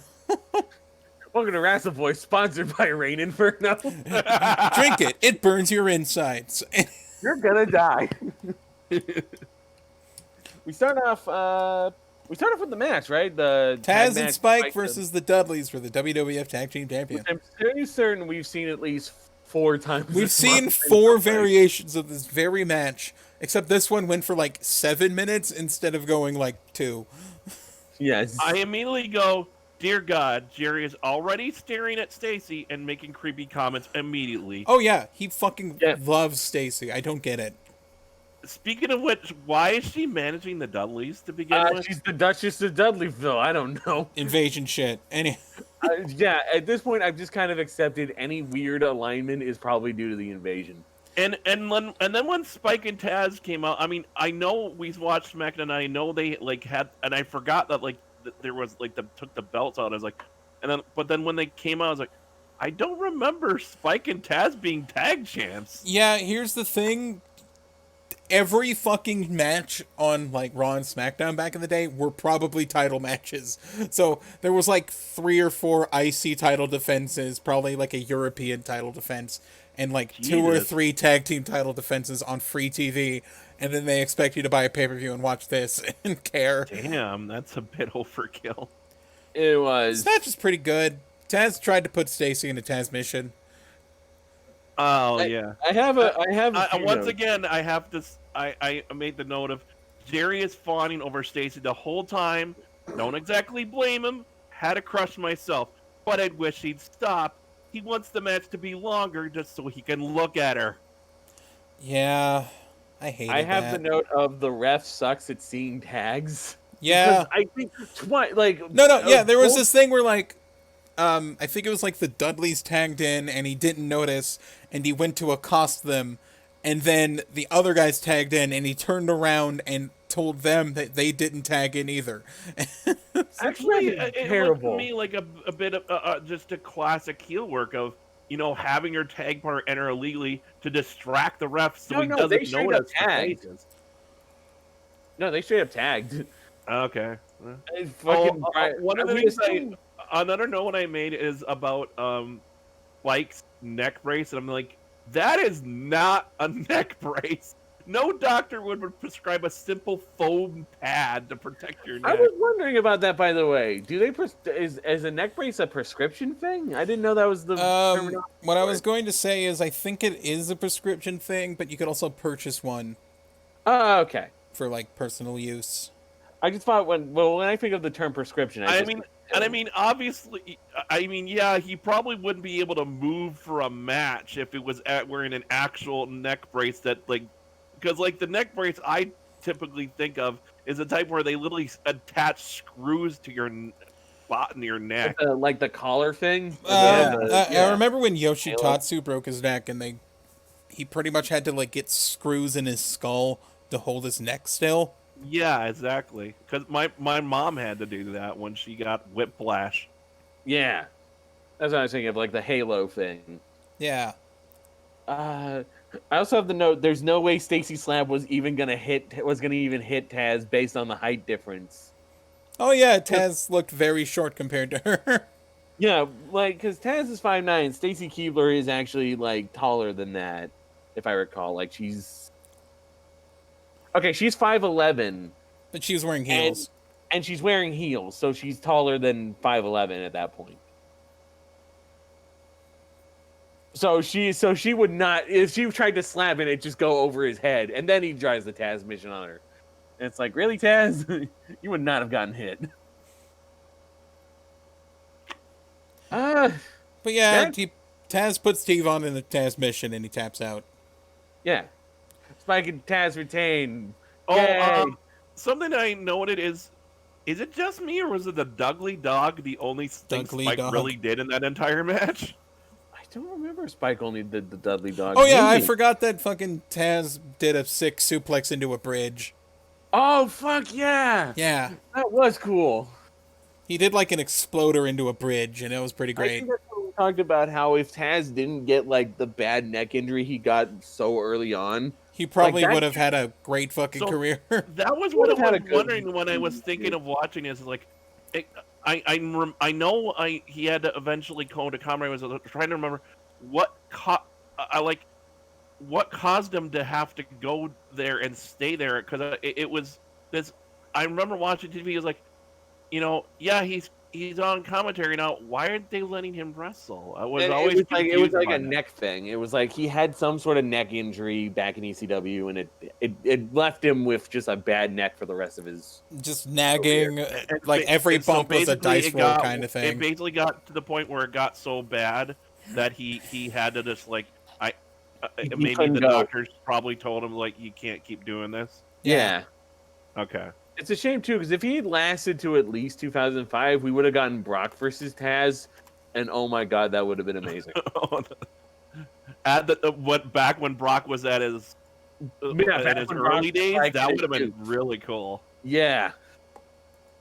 God, what a shame. Or Taz and Angle too. More Taz and Angle. More Taz. Well, I mean Taz debuted just squashing Angle, but I feel like if they should have had a feud. They should have gone longer with their feud, yeah. Or did they have a feud? Because I feel like they start like you don't squash Kurt Angle and then not have a feud with them, but I think like you would think so. I don't know. Maybe he didn't. We'll find out at some point. Anyway, segment with Edge. Then Regal versus Edge for the IC titles. Yeah, my Durango. Holy fuck my eyes. Never gonna see. Yeah, never gonna see. And here's a weird thing. The ref decides that after seeing the timekeeper have the brass knuckles last week, that he was going to try and see down Regal's trunks to see if the brass knuckles are there. Yeah. And all I gotta say to that is... Nice car. So... God. But I'm not gonna see a dime off this show ever. One of the first things I thought about this match before, as it was starting, was like, so the whole, as I understand it, from what I've seen, if it seems like the whole point of this feud is like Edge's, like especially because of the promo he gave. Wasn't there a promo before this match started? He gave a whole he was talking about he basically is like, he says, if he's gonna play dirty, I can play dirty too. If this is the whole the story is Edge wanting to get back at Regal for using the brass knucks Well, to win. it's Edge getting back at Regal, who wanted to get back at Edge because he broke his nose on a chair shot a couple months ago. Right, but I'm just thinking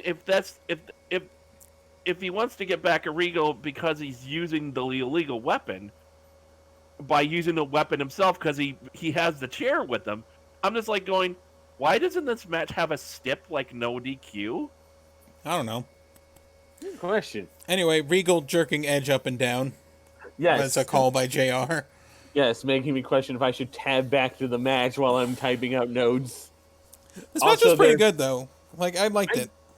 I appreciate the moments where I can actually, like, bring up a Jerry Lawler comment that doesn't suck. Like, Edge used to be 5'9" until Regal hit him with an uppercut.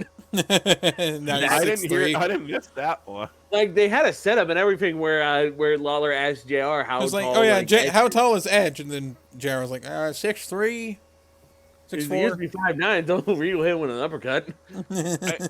I do really like how this whole match is basically them trying to mangle each other's noses, and the commentary is mentioning this. Yeah. Edge hits a fucking, like, sick DDT onto the apron, and they both crash off the side. Oh, that was sick, yeah. Then the ref aggressively counted until they were both back up on their feet in the ring. 1, 2, 3. I don't know what point of this in the match, but there was like one point where Regal Edge goes for a backslide, and then Regal weirdly panicked. I heard him go, ah! I did kind of like that, though. Anyway, there was a spot where Regal hit the Regal stretch, and then Edge got out of it, and then did the Edge stretch, which was just the Regal. This is how you do it, Cena. Well, there was this weird, interesting, cool where he kind of flipped suplex from Regal, and I was like, what was that? I do like how despite just being in a Regal stretch, Edge doesn't really know how to do it. Yes. And like I don't think it even lasts nearly as long as the Regal stretch because Regal just gets out because it's so bad. I love the idea of a wrestler whose specialty is a submission can just get out of their own submission. I don't know why. Because they know how that submission works, so they know how to escape it. That's why I always hate when like people do like the figure four to Flair. That Ric Flair's just like, and I do this. Like I talked about that during like when Kurt Angle versus Kane, and Kurt like immediately tapped out. Oh yeah, to the ankle lock. when Kurt tapped out to the ankle lock, even though he knows how to get out of the ankle lock because he's Kurt Angle. He's Kurt Angle. He should know how to slide right the fuck out of that. Or do that thing like where he kind of like slides himself towards Kane and takes Kane's ankle out. Yeah. Angle. Yeah. Kane's little Kurt Angle out. Kurt Ankle. Kurt Ankle. I don't know what point of the match this was, but I just remember, because what I have in my notes is like that. Like I'm assuming there was this one point where they went outside, and then as they come back in, there's this weird spot where Edge's legs were underneath the ropes. No, he slid in. He slid in for he slid in to pin Regal, but his legs were just hanging out of the fucking ring, and the ref's like, you can't fucking pin him like that. Yeah, I like that. I like that, and I liked how at first it was like. And Regal wasn't sure, so he put his foot on the ropes anyway. Like, okay, if he counts this weird ass pin, I'm gonna put my foot on the ropes. What was great was I thought that they fucked up or something, or like it was gonna be like one of those things where like they break the count before the foot gets on the ropes, and that's like, how'd you know that was gonna happen? But no, he's like, his first points out your legs are under the rope. He's like, oh hey, there we go. And then he pointed out that Regal had his foot on the rope, and it was like, yeah. Ref bump spear. Fucking Regal nails Edge with the knuckles again and gets the pin. And Regal thanks God for fists. Put on his notes. I do believe this promo is the first time that the power of the punch is mentioned, which was such a great thing. Yes. I have on my notes. Just pretending he has this godly punch. William Regal thanks God for giving him hands. Yeah. Thank you. I need those to open doors and unscrew can lids. Thank you. So I can eat delicious soup. So I can eat some spotted dick. Not that one. The one you serve with mash. Yes. Bangers and I mash. know. Full mash gets smash. Full mash gets smash. So, Jacqueline comes out. Special ref Jacqueline. And she's like wearing a referee weird bikini top thing. And Jerry Lawler And then- says, why can't all referees dress like this? And now I'm just imagining like fucking referee Earl Hebner with the fucking bikinis referee top, because all the other referees are men, Jerry. Yeah, I think wasn't this where like I think Jerry made the comment. I wish all the referees were dressed like that. Yeah. He was like, and Jerry's like, I don't think I want Earl Hebner or some like dressed like that. And then he says, I'm not that lonely. Okay, so they did acknowledge it. Cool. We missed that part, but I do love that they acknowledge it. So Trish comes out with a bandaged hand because of the attack, which continuity. Hey, I immediately have a problem with that, actually, though. Yes, her hand's taped up, but it's taped wrong. Her hand is because her fingers were what were crushed, not like her. I think they got the base of her hand too. I could be wrong. they weren't specific on what part of her hand got injured.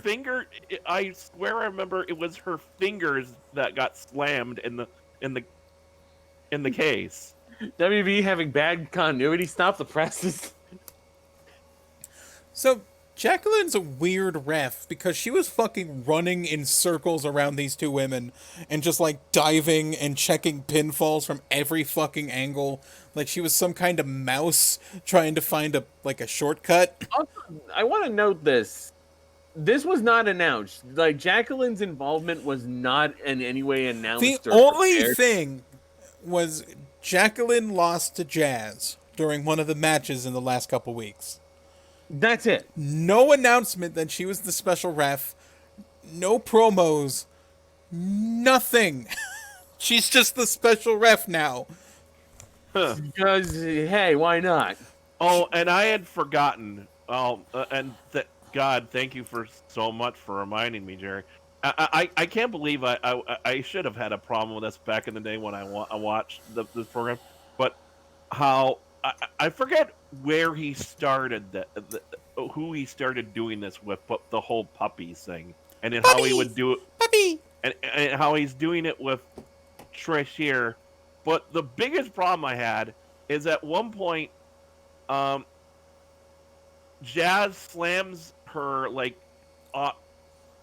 face first and onto her chest, and then actually JR says right on the purple puppy. I'm like, what? Right on those big bimbo bolt-ons. What the fuck, JR? Right on those you big have to join in with the puppies silicone Dobon Hunkaros. Right on the Jerry's Dobon immediate- Hunk Rose. In fact, Jerry even says, "Hey, that's my line." That's called an implant buster. That's on the Jim Ross first count. I mean, Jim Ross did like say a. that, he Jim did Ross- say that sexist comment, didn't he? Like on an AEW. Well, I was gonna say Jim Ross did accidentally retweet a picture of his housekeeper's ass. I don't know. JR, keep the sauce in your pants. JR, as it turns out, might just be as horny. So I did like this, how there was this opening bit of them switching pin positions. Those pin switches were great. That was awesome. I was going to say this match had decent work rate for like a women's match in the early 2000s. Like I liked it. Like, let's not say that the women in the early 2000s were bad. It's just they weren't given enough time to do. And a lot of them were green. But like this match was pretty active and fun. Trish just randomly hits a Stratisfaction and no one calls it. And then she just wins with a random bulldog. Yeah, and they called that the Stratisfaction, but I thought the Stratisfaction was specifically the rope rebound bulldog. Yeah. Right.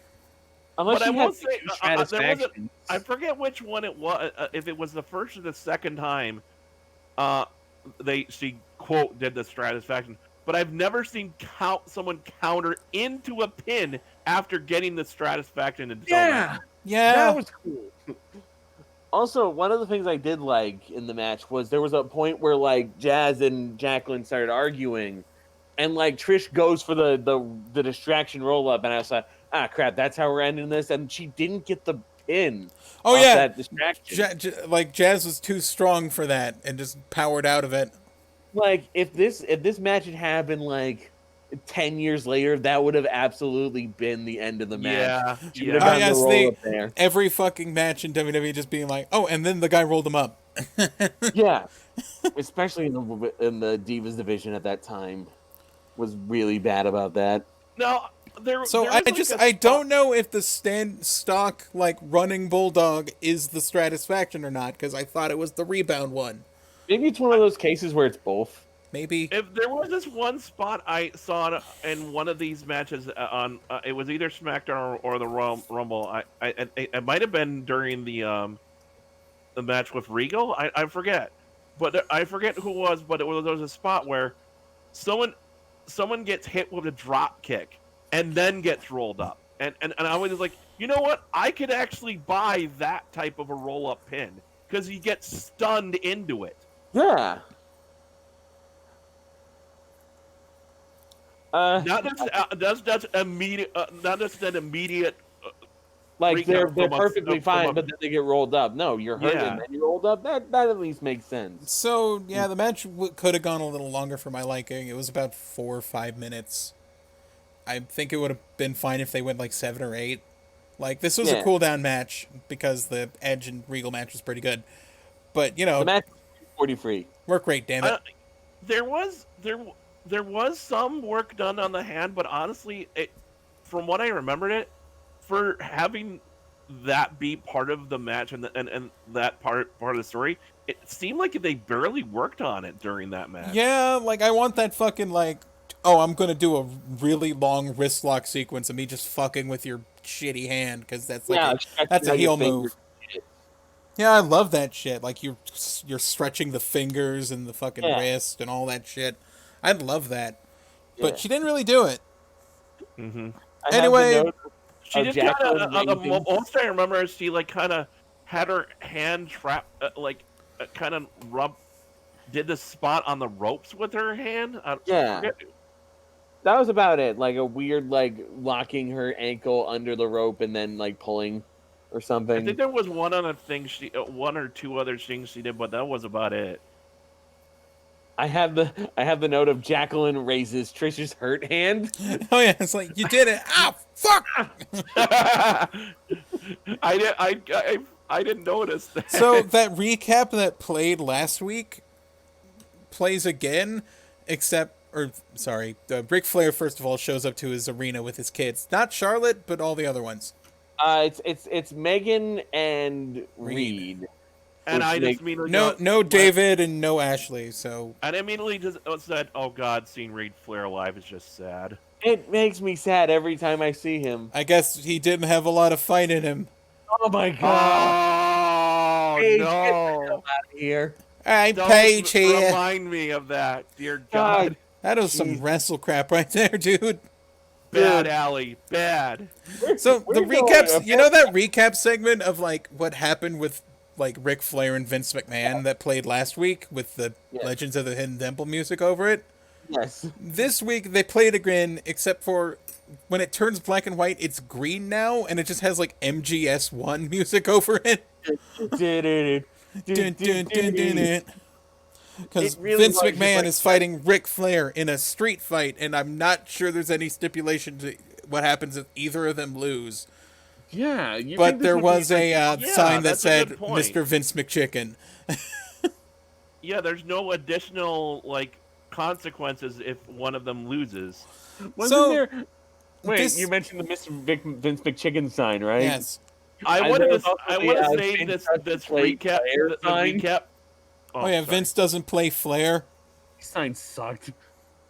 Anyway, I wanted to say that the recap showing that Vince promo where he talks about Ric Flair and he makes that disturbing smile the whole time is really good. I'm a but pervert. The problem with that particular promo of the things he said in it is nowadays it tracks into reality with what Vince has been doing with WWE and its employees.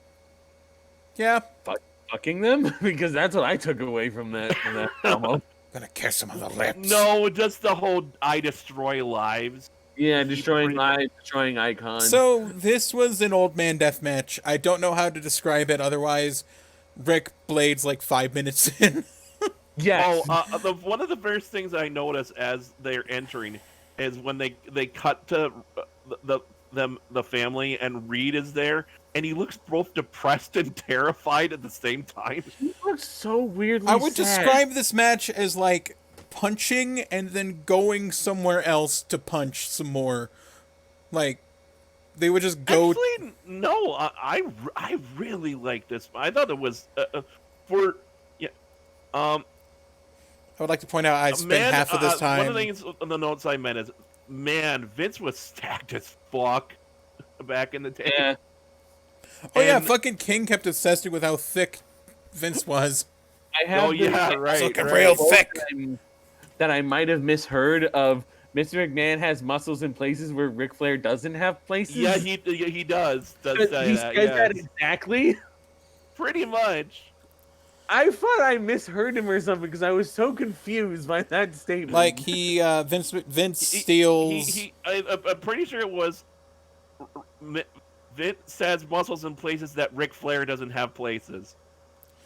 Well, Oh yeah, my God. like Rick gets busted open with a pipe, and then like a bunch of brawling happens. They eventually Vince steals Reed's camera to take a selfie with a bleeding Ric Flair. Oh yeah. I was saying, one of the notes I made is, man, every special stick match Rick has, guaranteed is going to be bleeding in it. I don't even think you need a stip. You just bleed whenever you have him in a segment. Yep. And God, I missed the chance of asshole. That's such a great chance. Roktan And there misses was a spot earlier where Vince did a woo to Ric Flair, and oh my God, that was the worst woo I've ever heard. He cannot pull that off. Whoa! Oh, one of the things I loved about this match is I loved the way he sold the chops. He was acting like he was getting hit with an electrical current and doing it the whole time. Well, chops sting. Yeah. But yeah, just the face. I was just loved the face he made. It was like the whole time. I loved it. And another note is like, for someone who rarely ever wrestles, Vince ring work is actually pretty damn solid. And it's like, for someone who seemingly hates the word wrestling, because like this is the thing he's done. Don't say over the wrestling years. belt. Yeah, you're not allowed to say Don't say hospital. Yeah, and that sort of thing. Local medical facility. He seems to care enough here to have worked hard to know how to do it well enough.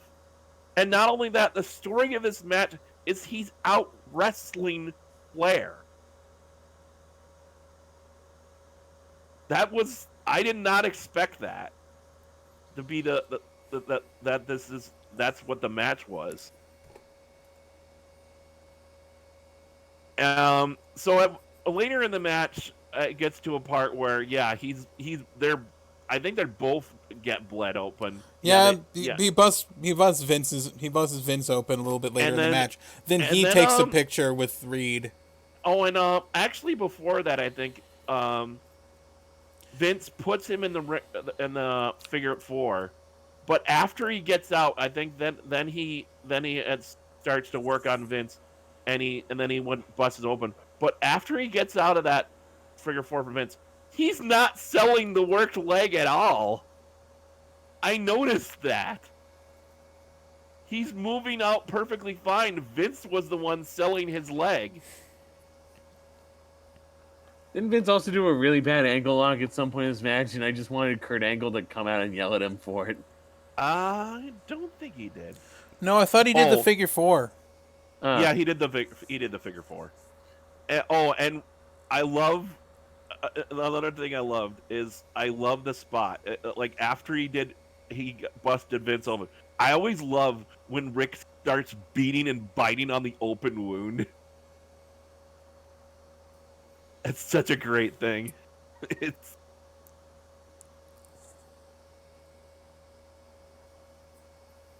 Are you guys there? Hello? Oh yeah, we're here. We're Okay. I remembered. Oh yeah, so at some point, ref counts the pin during a submission, which I don't like that. I always hate that when the figure 4 is applied and they start counting a pin. It's like, it's not. Yeah, their shoulders are on the mat, but they're not being held down in any way. Their legs are being worked over. I never really had a problem with that, honestly. I have the question on here. Does TSA stop timekeepers for carrying weapons? Because I swear to God, they go to the timekeeper booth and they grab like something else. Like, oh yeah, the pipe. Yeah. Right. He grabs a pipe from the timekeeper. And Hey, that was my crack pipe. And it's yeah, it was like a lead pipe. It's like, why do the timekeepers always have the weapons on them? That was kind of weird. But yeah, this was actually a damn good match. I was actually worried about this match because It went on for Yeah, like 16 minutes, and I spent half of it getting mauled by a cat. So, I thought this match was actually fantastic. I honestly think this was, in my opinion, this was the best match of the show. Surprisingly. I prefer the next match, which is The Rock versus Chris Jericho, because I honestly thought it was going to be just like The Rock clowning Jericho. And except for like one run-in sequence from the Jera friends, Jericho looked great. Oh, one of the things, I don't know what it was, but there was a thing that they had with, Before the match, yeah. with Stone Cold or something before this. Yes, I have Steve Austin psychologically torture Stephanie with what? Oh yeah, and then they cut to the and then they cut to the crowd, and there's a fan who somehow has managed to get an electric sign to say what? Oh yeah, he had guy. one of those. It reminds me of like the front, like an LED sign. No, like the front of like a cheap corner store or like a place where you go buy weed. Oh, so like a neon sign. Yeah, okay. Just like we have a smoke shop that smokes pipes. We have a smoke shop that sells pipes downtown, and it has one of those where it's like, "Welcome to Paradise Smoke Shop," and it's just scrolling really slowly. I'll call that one for sign of the week, sign of the night, because just fuck it. I didn't see any better ones, especially not. Should we talk about that sign? Not yet. Oh, that wasn't yet. Okay. One of the first notes I met. Ric Flair does win with a figure 4. Oh yeah. Right. Some of the first notes I made of Rock and Jericho as they're coming in, I honestly think The Rock looked better before he got massively jacked. Yeah. He was very slim in this period. I've pointed out. He was quite slim. It was interesting. And the other thing I noted was compared to being a Jericho, bolder man. It's great that Jericho has his own song now with his own band that he wrote himself. This is the Me song. But God, Break Down the Walls was such a good theme song. You know, he fucking poses at the top with 2 belts, turns around. They start wrestling for a bit. Jericho tells Rock to stop at some point, and it pisses the Rock off so fucking much. Actually, that was actually what happens. They talk to each other for a bit before the match starts, and you don't hear what they're saying, and then he does the stop and just bring it. The Rock with his own taunt. He does he does the bring it in front of his face, and then does just bring it, and then the Rock immediately just like punches the shit out. He has just the most angry stare when that was happening. Yes, like, you motherfucker. One of the first things that happened early in this match that I know was the Rock did like a spear tackle when he came coming back into the ring or something. I was like, I didn't know he did that, or this was a thing from. Is this I love the moment that Jericho gets a fucking advantage over Rock, and the first time the Rock takes a bump, Jericho did this old like "Come on, baby" pin. Yeah, I love that fucking pin. I wish he did it more. That's a classic. Come on, baby. I have on my notes here, The Rock wins the Royal Rumble because I think there was just a point where he tossed Jericho out of the ring. And we both joked about that. Oh, he just won. Wow. Yeah. Lawler brings but up yeah. Kid Rock again. They keep bringing up this one Kid Rock song. I think it's called like Cocky or something. Cocky, because that was the theme song for this pay-per-view. Yeah, but they bring it up several times in this match whenever Triple H is around. I think Triple H brought it up also. During like a promo heading into here, like on Raw. Yeah. Speaking of which, I was thinking about it later, but like, when did I mean, Taker was heel at this point, but I'm assuming he went face again because I remember, I think he was face when he switched to the Kid Rock American Badass theme.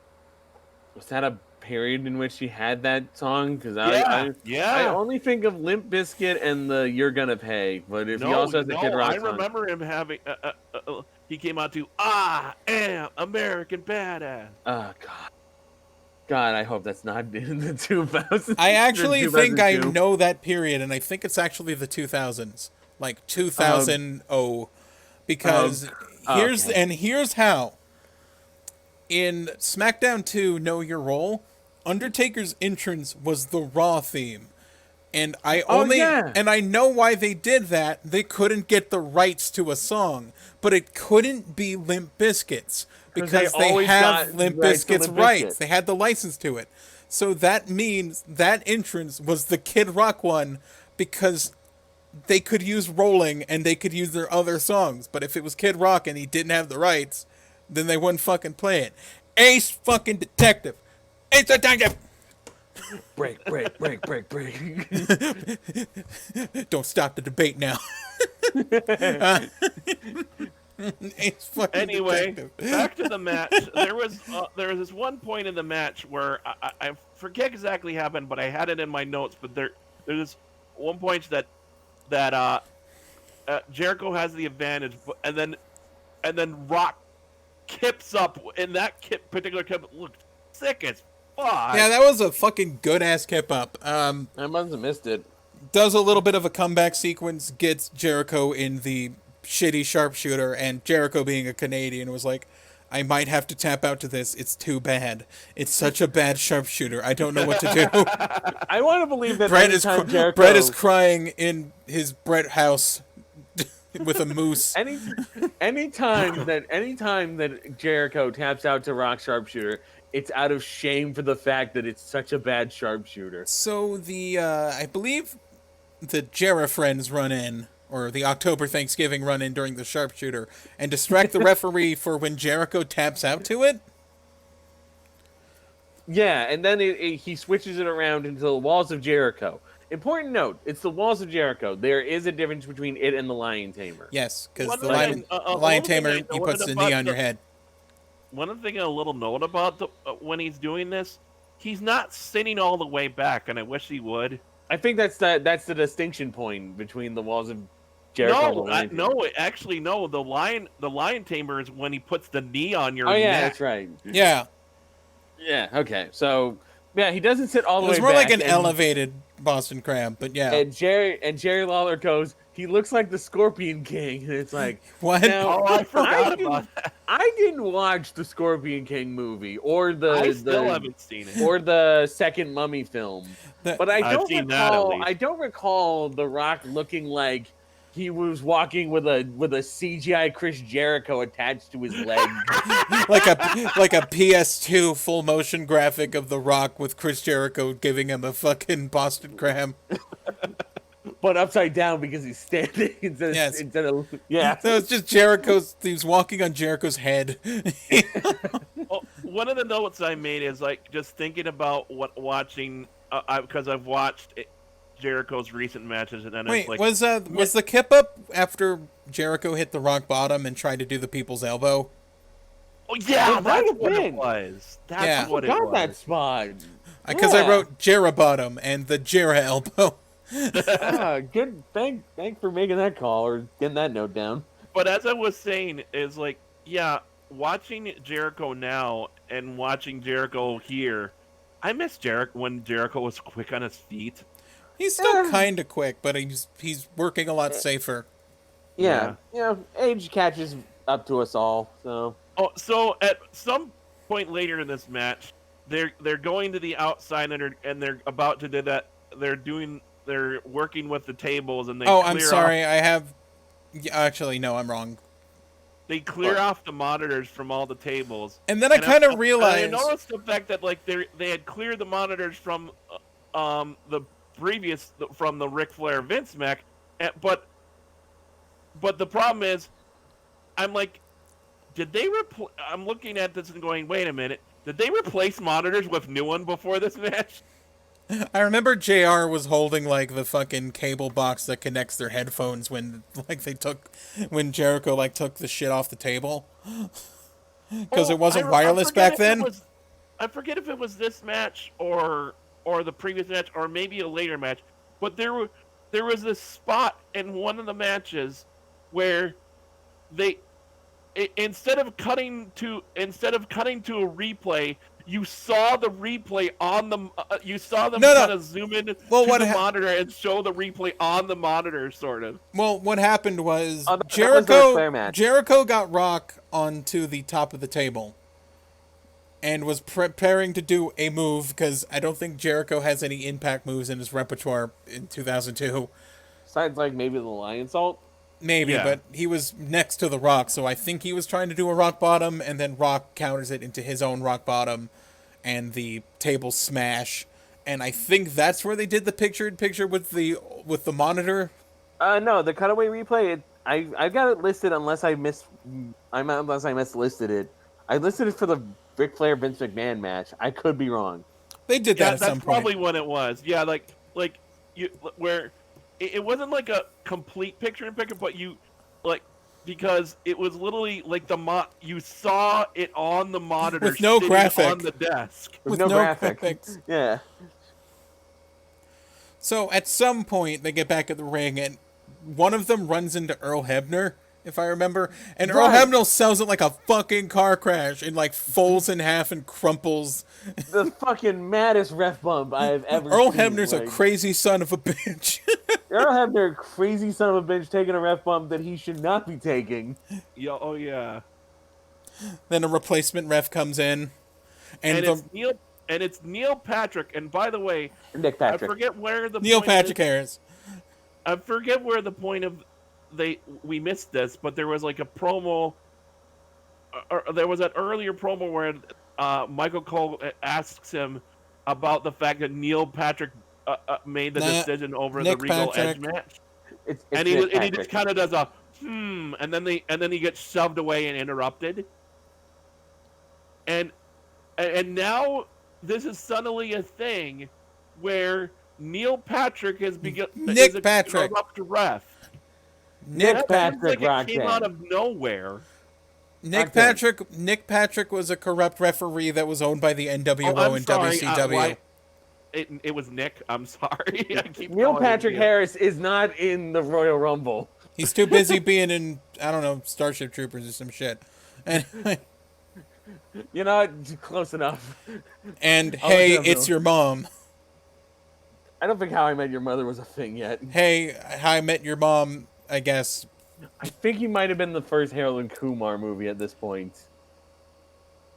No, it was an Undercover Brother, excuse me. Undercover I rented that movie and watched it like 6 times. I don't know why. Is it because of Neil Patrick Harris, I guess? No. Or Dave Chappelle? So then Rock attacks Neil and he fucking spinebusters. He spinebusters the ref. He spinebusters Jericho. And I forget. I'm trying to remember exactly how this finished, but I just remember. Oh, the fucking Acme ass, the fucking Acme ass trifecta heel finish of like a low blow, a headbutt into the fucking unprotected turnbuckle, and then a roll up with the legs on the ropes. Yeah. Oh yeah, that's right. He tore. That's right. He took off the turnbuckle a while ago. He tore the torn up, and I must have missed that he hit him. He hit him on the turnbuckle. I saw the turnbuckle hit and the being on the ropes. I didn't see the low blow. I'm glad that they paid that off eventually. Yeah, just the 3 for like low blow, unprotected turnbuckle roll up thing with the legs on the ropes all at once. And I was like, holy shit. Beautiful trifecta of heel. Good work. Trifecta of heel work. Good work.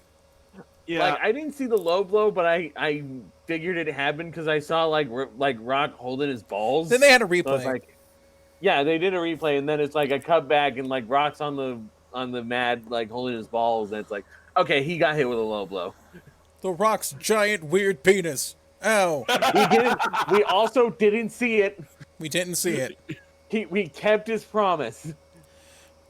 But yeah, Jericho wins. And he looked pretty good doing it, even if he was the bad guy and the underdog at the same time. Great match. I'm happy that he won. He won by a lot of shenanigans, but honestly, it was fine, and it made sense the way they did it.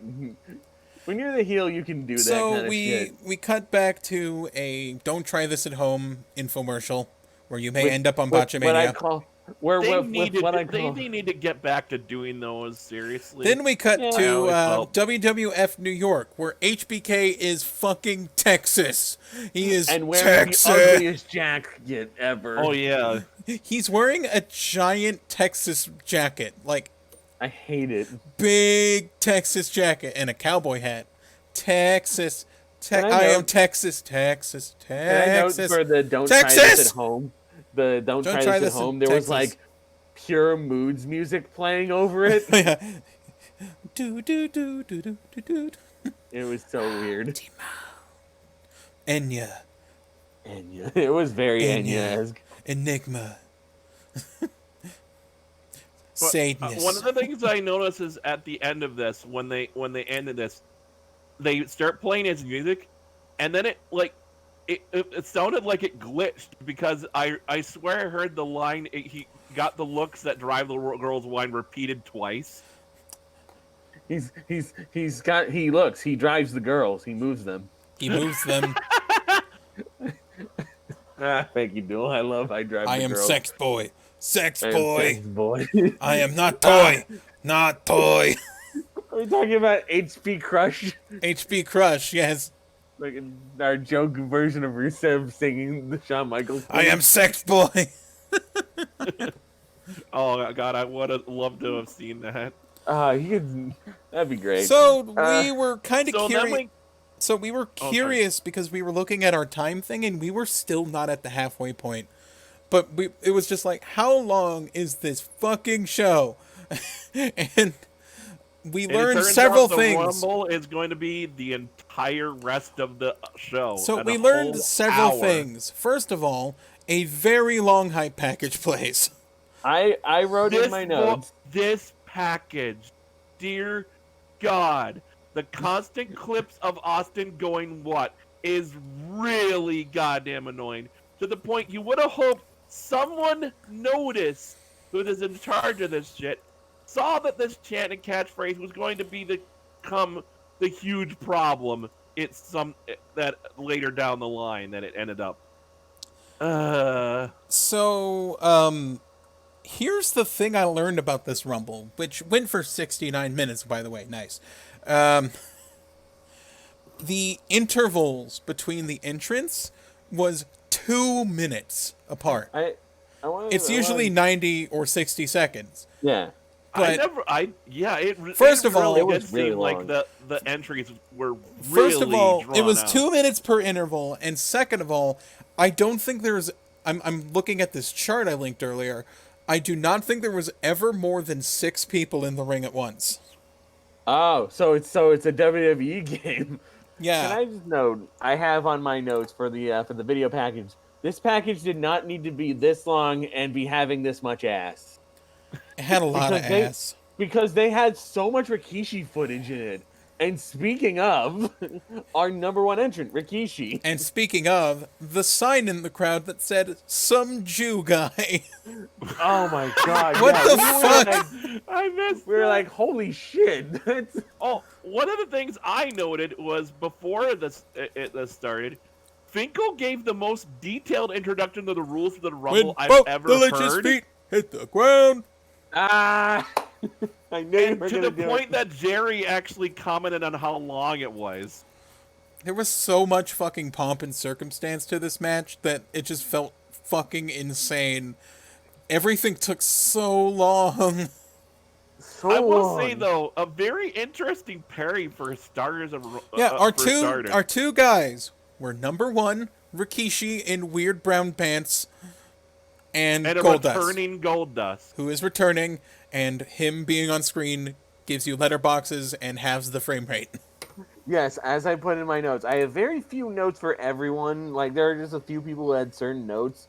Mine is, this pervert cut our frame rate and covered everyone in glitter Okay, so for Goldust. they fight for a bit, and Bossman comes out.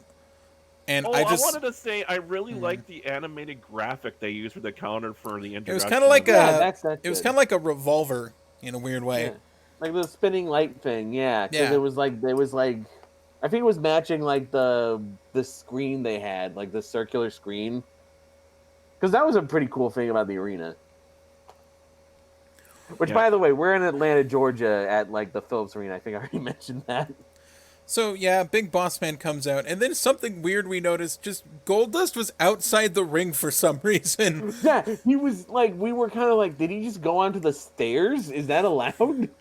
Like, okay, so they played up the whole you have to be thrown over the top rope thing, but we couldn't tell, and just Goldust was outside and was just coming back in. It was weird. Yeah. That I might, just assumed he was on the I must stairs. have missed that, and I wonder if there was a botch involved in that. Maybe? Anyway, I think next was Bradshaw, and Bradshaw clotheslines Rikishi so hard, and Rikishi does a fucking backflip cell. Yeah, I fucking- noted that that's too. right. That was impressive as That fuck. fucking flip. Was Which like, holy is shit. 80%, 400 which is 80% Rikishi, aka Rikishi did a goddamn backflip. Holy fuck. Like, fucking Rikishi was on fire tonight. This was where I think we also saw, like, him do a Samoan drop and get distance on it. And Yeah. it was like, holy shit. Dude. Man, he was in for a pretty decent amount of time, at least until Taker came out, and he was fucking killing it, dude. I did the when he I did love the when he as Bossman is the one another one who gets he ends up being the eat ass getting the Oh, yes, he joins the Eat My Ass Club. and it was kind of funny to hear Bossman scream just before he got the Oh, yeah, stick face. the ass was, like, looming over him, and he was like, ah! apparently, like, the stink face actually came about from, like, a house show where somebody shouted at, like, because he got, like, Bossman, like, sitting down in a corner, and somebody in the crowd just, like, shut your ass this face, Rikishi, or something like that. They just, that just came up on the fly. And everyone And that's popped, what- so, yeah. Everyone popped, so yeah, they did the stink face. So we got, I think, in comes Lance Storm, Al Snow, Billy, and then a couple people get thrown out. I think it's Lance Storm, mainly. Like, Lance Storm goes out, I think? Wait, no, Lance Storm doesn't go out. I think it was Boss Man. It was because- Boss Man, then Lance Storm, because then it's just Rikishi, Goldust. Oh, and Bradshaw. Yeah. Well, part of it because we were getting confused about Bradshaw and Al Snow because they look similar and are wearing like They kind similar of did. tights. This is something I didn't know, but is it just me or is this the best shape Bradshaw was in his entire career? He looked slim, but in a good way. Yeah. Because I know what it's like. He like later on, like in the when like they started the APA, and then when he became, JBL, he kind of gained a little bit of gut weight. He got a barrel chest. Yeah. So, Well, he had a gut weight, a little bit of a gut. so what happens next is Taker comes out and he cleans house. He throws out Yep. fucking Billy, Al Snow, and Rikishi, And Goldust. and Goldust. With And that he's- really, that was an ugly like dump out. Oh yeah, that weird, the weird choke slam dump out. That was Like, it's supposed to look good, but it Just ended up not going right. and yeah, it's it like, didn't ew. quite look right. So Taker's in there by himself, and out comes Matt Hardy and Lita. God, here I'm comes the- guessing Taker took out Matt Hardy and Jeff Hardy at some point, because, like, Matt... I think they beat him for like the tag titles, like the Brothers of Yeah. Destruction. I think, just, like, I Matt was and just Lita were thinking- pissed. they were talking about that, like, And by the way, we're not even that far into the Rumble. That Hardy is like taking revenge, and I'm like thinking, I do not remember the story of Taker destroying Team Extreme. Anyway, I was going to say we're not that far into the match, but at the same time, this is around the 20-minute point. Yeah. So this feels very long. And at one point, he grabs Lita, and I'm just like, like, and Matt at the same time. and I'm thinking, honestly, I think it's stupid they stop having heels attack women, especially Here's like my a thing. monster heel. I think this It's is wrestling. stupid. It I makes think- them look like a real asshole. Well, he kept turning to go after Lita and chokeslam her. This is where I just decided he's a weird misogynist because And to help out Matt, Jeff also comes out. Because here's the thing, like when he does like the grab for the chokeslam, he grabs both of them and then just kind of shoves Matt into the turnbuckle and focuses his attention on chokeslamming Lita. And it's just like, why are you doing this, you weird, like, sexist monster? Well, maybe it's more like he wants Matt to have to see it happen. Maybe. I guess, but just, I don't know, shove her out of the ring because she's not a competitor in the match, and just chokeslam the shit out of Matt. Like, yeah, this seems pointlessly misogynistic of you. Anyway, Taker throws out the Hardys. And Taker's in there alone for the second time tonight. And then the countdown hits.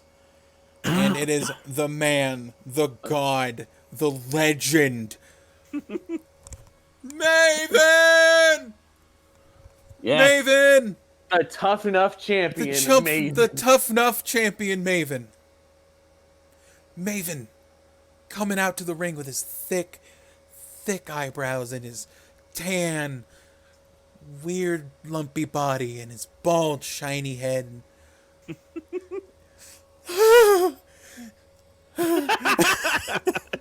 You're apparently disturbed by Maven. No, I can't. I came. Anyway. We didn't talk about how Matt Hardy, being a Carolina native, decided to raise up and take his shirt off. He did take his shirt off. Ah, Carolina. God damn it, Mega Fighter. This is why you come to WRASSLEBOYS for P.D. Pablo references. And also, Jeff Hardy wearing a horrible red mesh shirt was the worst thing. So Maven... Why didn't he have matching gear? Maven gets distracted by the Hardys, who are still hassling him. And he tries to chokeslam Lita again.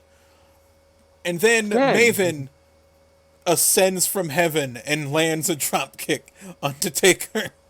Sends him out. And sends him out, spilling outside. And then I fucking came and shit myself at the same time. And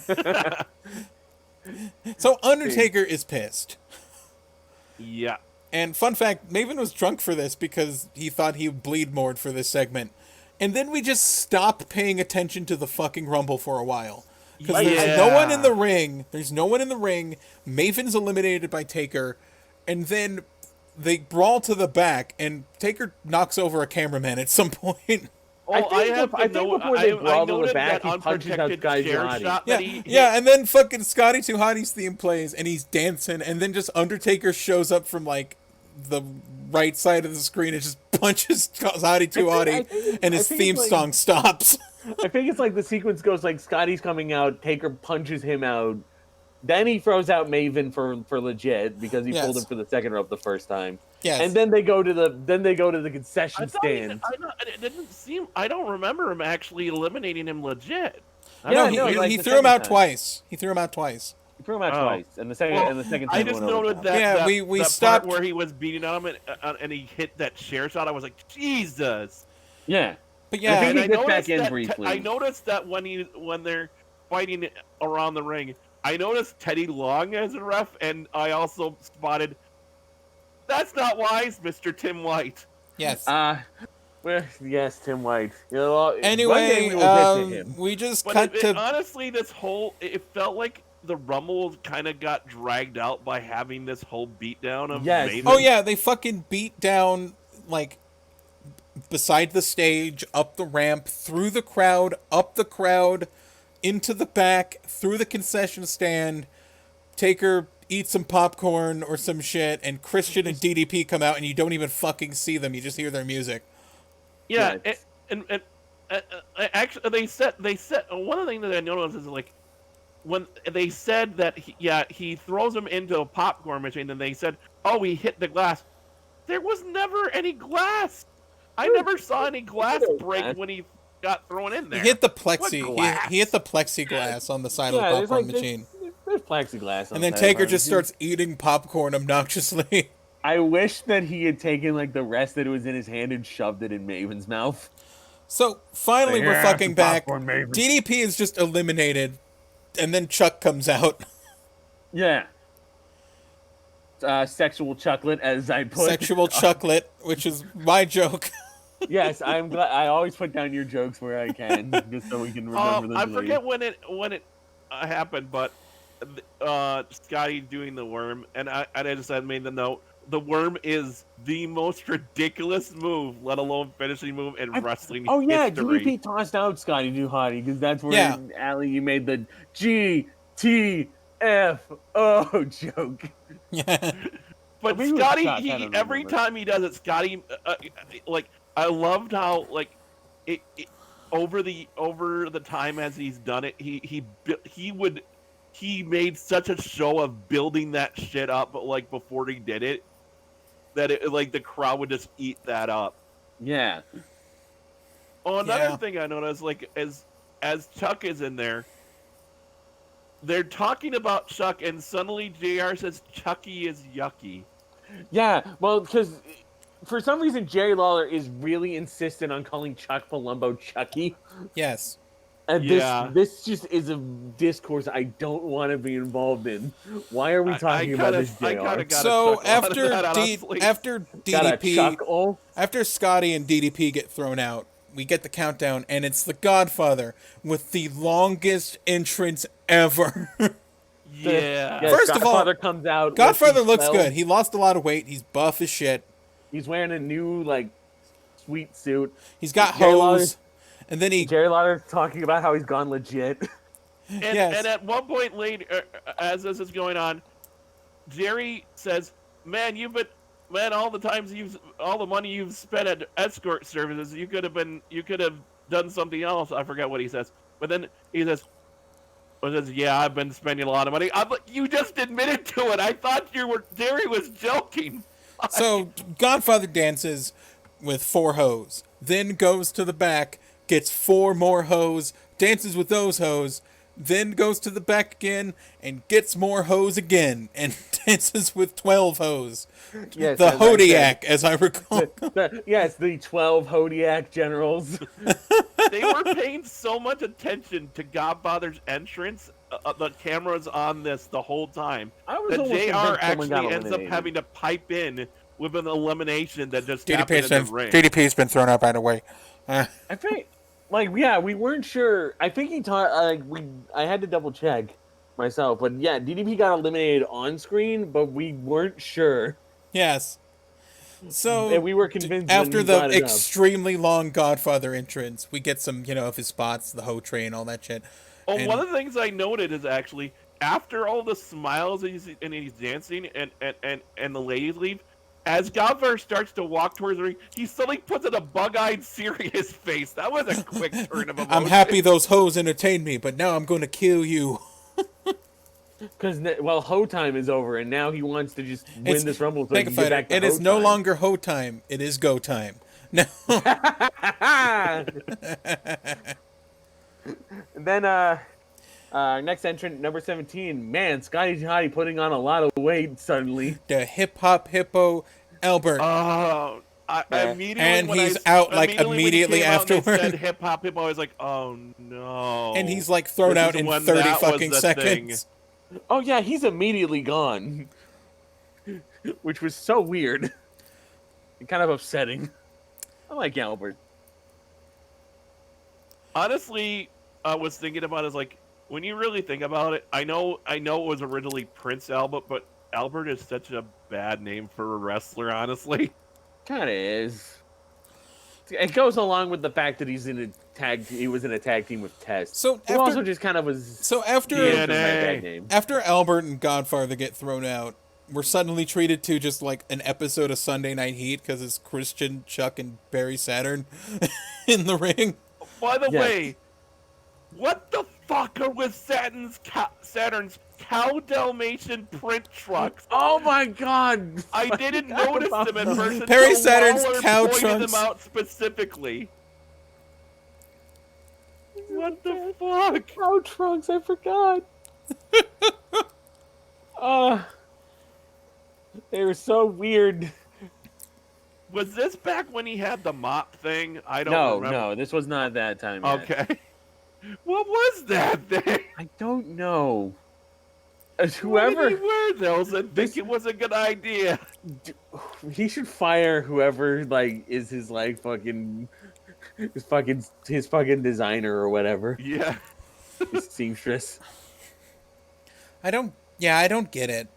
But out comes Austin. Austin clears out house again.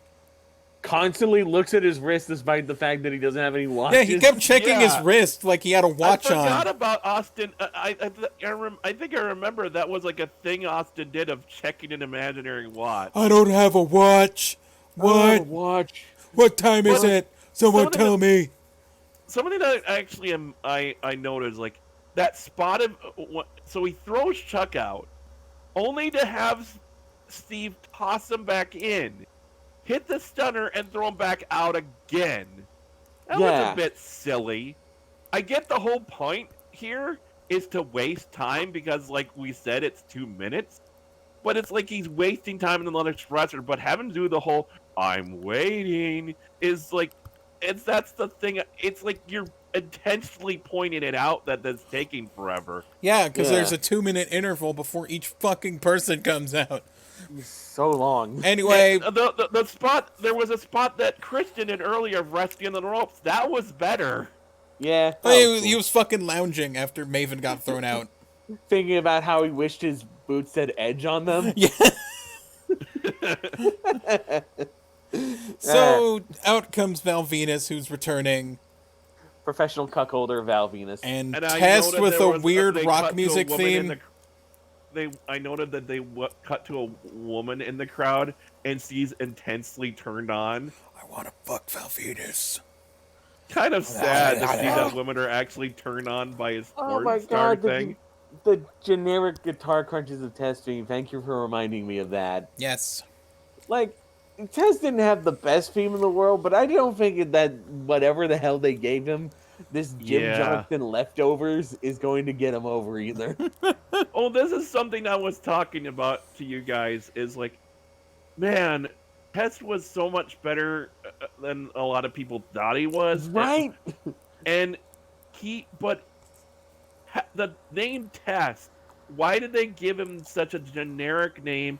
And they really didn't seem to do anything with that name. I think Other than It to was have named the- after the a thing gag with a he did. theme. It named after a gag he did, but that was the only time he did it. like during his debut, he was like, I guess they played him up as like a roadie for Motley Crue or something. Yeah.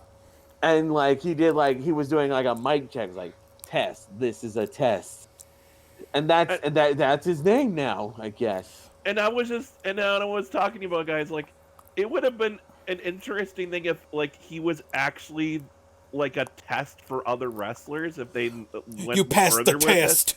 You wanna get an IC title shot, you gotta pass the test. And then I just thought tonight, Like, I would put what him if- either what if his- in- What if his entrance started with a fucking test pattern and something like an EBS saying, Like- "This is only a test."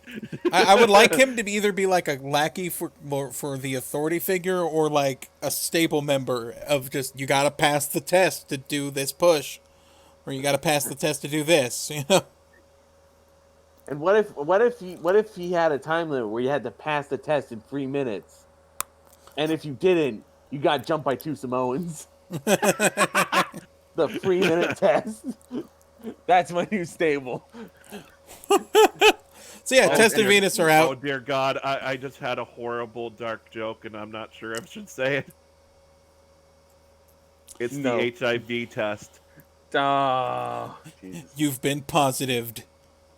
You tested positive. Tess just comes into promos to tell you if you have HIV or not. Oh God. No, that's his tag team with Abdullah the Butcher. Ah! That's fucking bad, dude. Boom. No! Oh dear God! Oh, That was wow. We are available on Google Play, Spotify. Spotify, iTunes. Free radio or whatever it was called, Radio Free. You can watch us on. You can listen to us on Anchor and support us. Yeah. So we should probably get back to the match. Right. So Stone Cold is beating the shit out of people, and by the way, I immediately go, "Oh God, why are they trying?" And while he does the soft spot, make it stop. No, they're doing it to every fucking movie test. Anyway, What were Triple they- H comes out, Yeah, Triple H comes out.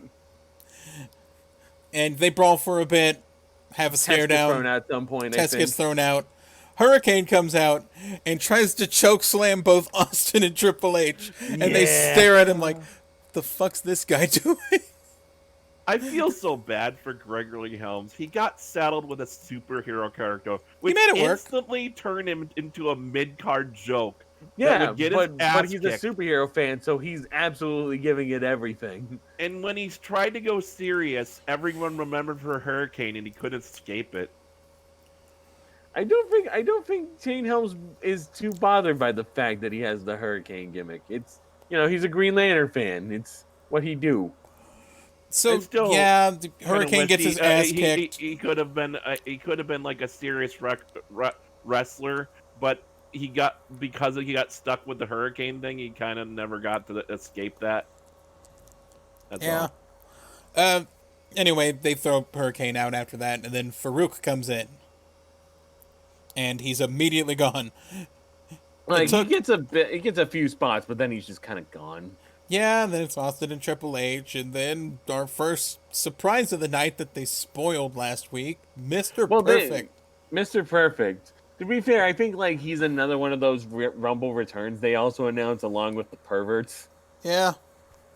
I didn't know that Mr. Perfect was still around at this Yeah, time, honestly. he goes to TNA after this, then dies. Oh no. Mr. Perfect Not was one of because my he went to favorite TNA. characters as a kid, and not just because he was Minnesota. I didn't even know that at the time, but like I Yes, loved that character. Despite looking aged, He Mr. can Perfect still kinda did pretty go, good. though. Yeah. Despite the fact that if I recall, he had a pretty bad background this time, Yeah. but he can still kind of go, and he goes, and by that I mean like he's in here for way too long. He's in here for so fucking long. Yeah, Like, okay, so let me just go in order, because this sort of turns into a big fuckfest fight for a little while. Angle comes in. Big Show comes in. Kane comes in. Now they're all fighting. And then I believe Big Show's thrown out. I don't know by who. I forgot. Might have been Kane. it was Kane who lifted him up in a body slam, and Big Show is actually noted on himself. He said Kane is one of the strongest wrestlers he's ever worked with. Huh. So we're back to Austin. He says I know when someone lifts me who can like actually stably keep me up, and Kane is he actually said that there was a match when Kane had him up in a body slam and it was holding it up there for a while, and Big Show and Kane's laughing, and because Big Show is like, put me down. That's amazing. But something I noted is I wanted to know how well, as the huge guy he is, Big Show is protecting everyone he's in the ring with there. I feel like Big Show's one of those guys who's super safe. Like, I don't think he ever goes out to be reckless and stupid. Yeah. But let's see. I think we got Kane. RVD comes out, right? with his old theme music.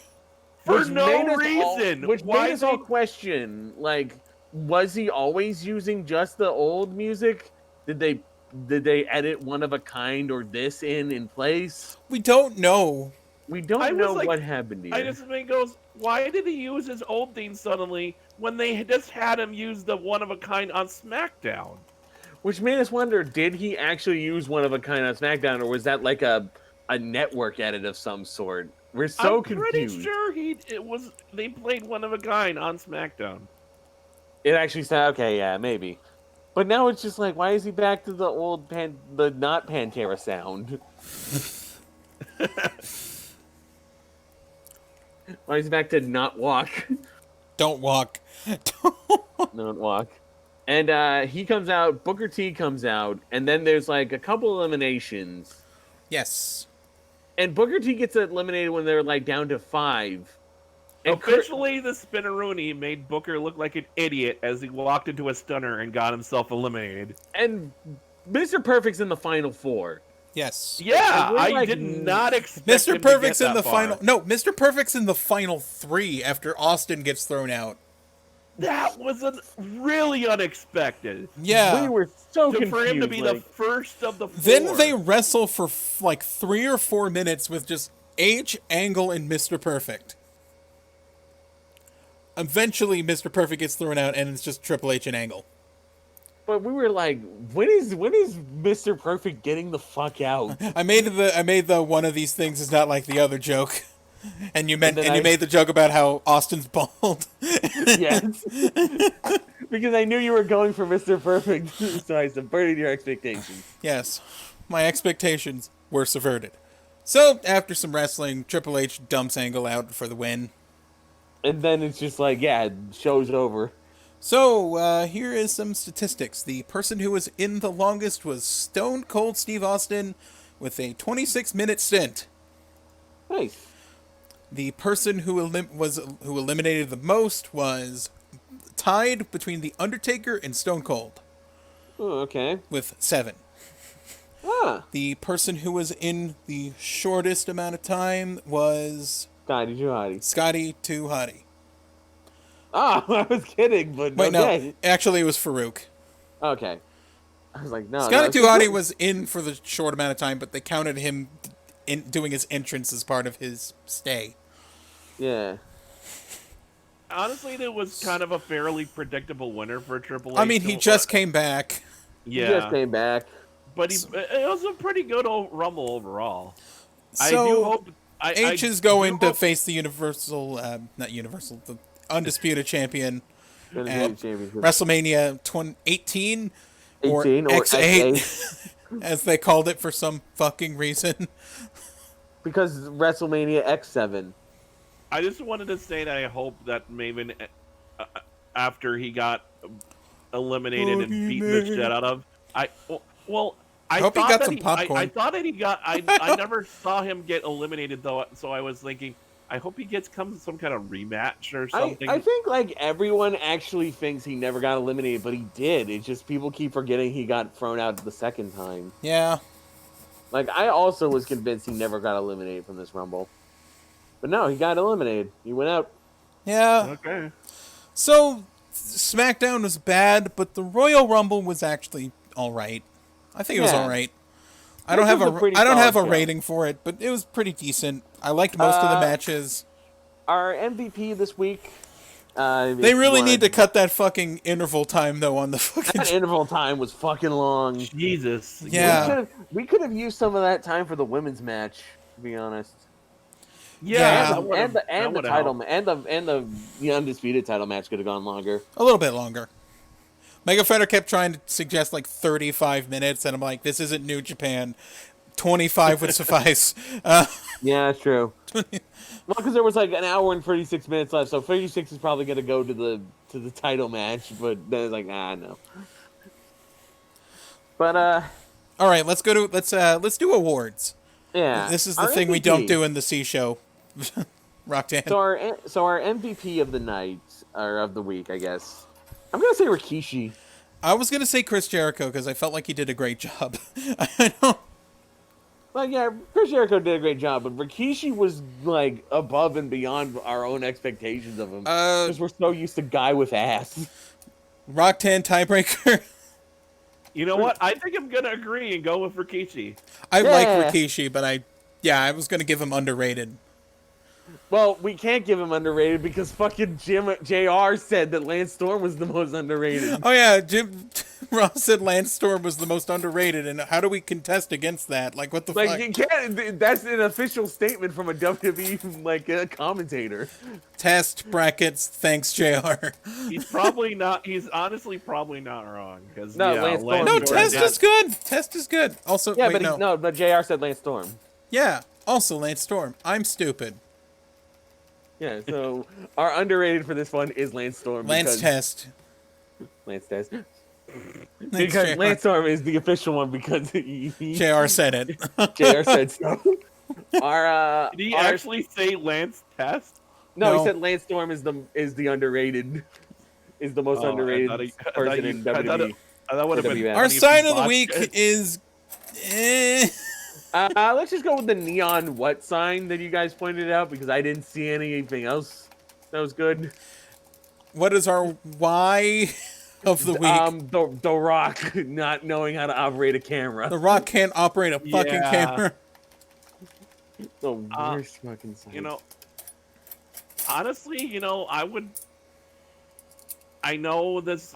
He's done it later, and my why would be JR having to join in with Jerry on the perverted comments. That's also You're free. You're free to have your own why, Roktan. You're a guest. that's pretty fair. That is pretty fair. Like it's just the fucking the Rock camera segment was so bad, and it's one that you could fix easy by just having it be like, have him tell the cameraman to point. Point it at As that the lady. front. Point it at that honey with the sign. Point it at that kid. You know, that kind of shit. Point it at that side of the crowd and that side of the crowd. Oh, there's nobody over there. Don't point there. No, just ignore the empty seats. Don't point that way. Like, Oh, don't have another contender would have. Ignore is- that sign that says Sting. You know, I would actually have another contender is the crowd having to chant what for everything. That's Stone not Cold really was a, doing. like that's not a book segment. Two so- some bitches. Two some bitches. Fries. Okay, It's like why is like a segment. Like a Or- segment. Like, why is this happening? Why did they book Oh yeah, I this? forgot to mention that the crowd Oh, keeps okay. chanting "What at Kurt Angle" and it keeps distracting him, and it's fucking funny. That's actually pretty good. I like that. That's a continuing thing. Is that I think that was brought up with like Booker T. Was like Booker T went what and like Kurt went. Don't say that word. I hate. Don't that say word. that fucking word. I love that wasn't a one-off thing for one Yes. match. That he just has a psychological hatred of the word what. He doesn't like asking questions, I guess. He just doesn't like what. You can ask him who, why, when, where, how, but don't ask him what. Well, Is that all our if- awards? If we were talking about a segment, then think so, yeah. Then JR talking about the puppies 'Cause we was- don't was have during a- a match. We don't have the winner because no Raw this Yeah. week. And we're still not in the brand split yet. Yeah. I still want to determine which is the better show, though. Yeah, we're working our way there. I think can't post wait for the WrestleMania. fucking brand split because I'm sick of watching the same variation of like 2 matches on Yes. each show. It's like, oh, we didn't have this tag match on Raw yet. Let's just go and have it. This is one of the things. I was bored and actually had just had it in the background, and weirdly, I sometimes fall asleep to the weirdest things. I was listening to Spoonie's Wrestle, and God, listening to some of the things he said back then, he was right a lot of times in this respect. Man, WWE overdoes the fuck out of a feud and how many times people wrestle each other. Oh yeah, they'll just yeah. have people wrestle each other on free TV 6 or 7 times. Spike Dudley and Taz versus the Dudley Boys. Dudleys versus then they'll Dudleys. have the pay-per-view matches, and then It's that match again, except we'll have a finish. and then they'll continue the feud still after that. Yeah. They're doing that right now with Drew McIntyre and Randy Orton. Roktan, I need you to come back to 2002. Come back to 2002. Come on, man. Less Than Jake, Fountains of Wayne, Bowling for Soup. Come on.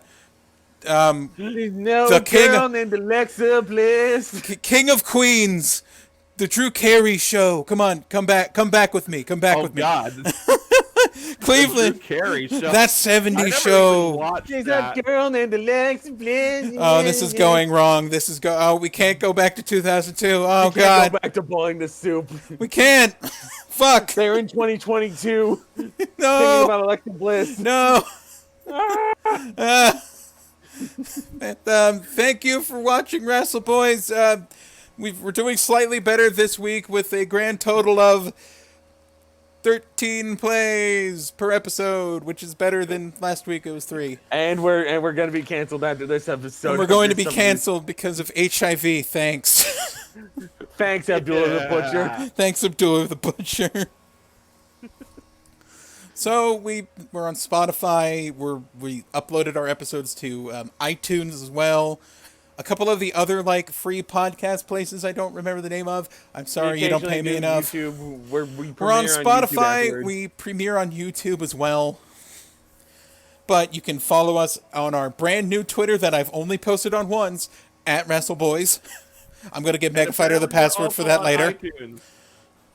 Google, and fucking Google Play and all that other shit. Yeah. Leave the review. Leave a comment. Leave a comment. Just tell us we're making a horrible mistake, and I'll agree with you. I'll heart that, I guess. I don't. Leave whatever comments you want about the various topics we've discussed. And do you know Probably what? not HIV. Check out our MySpace, guys. Follow us on Twitter. Yeah, Hit we'll that set up a like MySpace button. for you guys. Smash that Facebook. Punch that LinkedIn. Throw your grandma in a garbage can. And you know what they say every time we end Wrestle Boys? End of Wrestle Boys statement. Good night.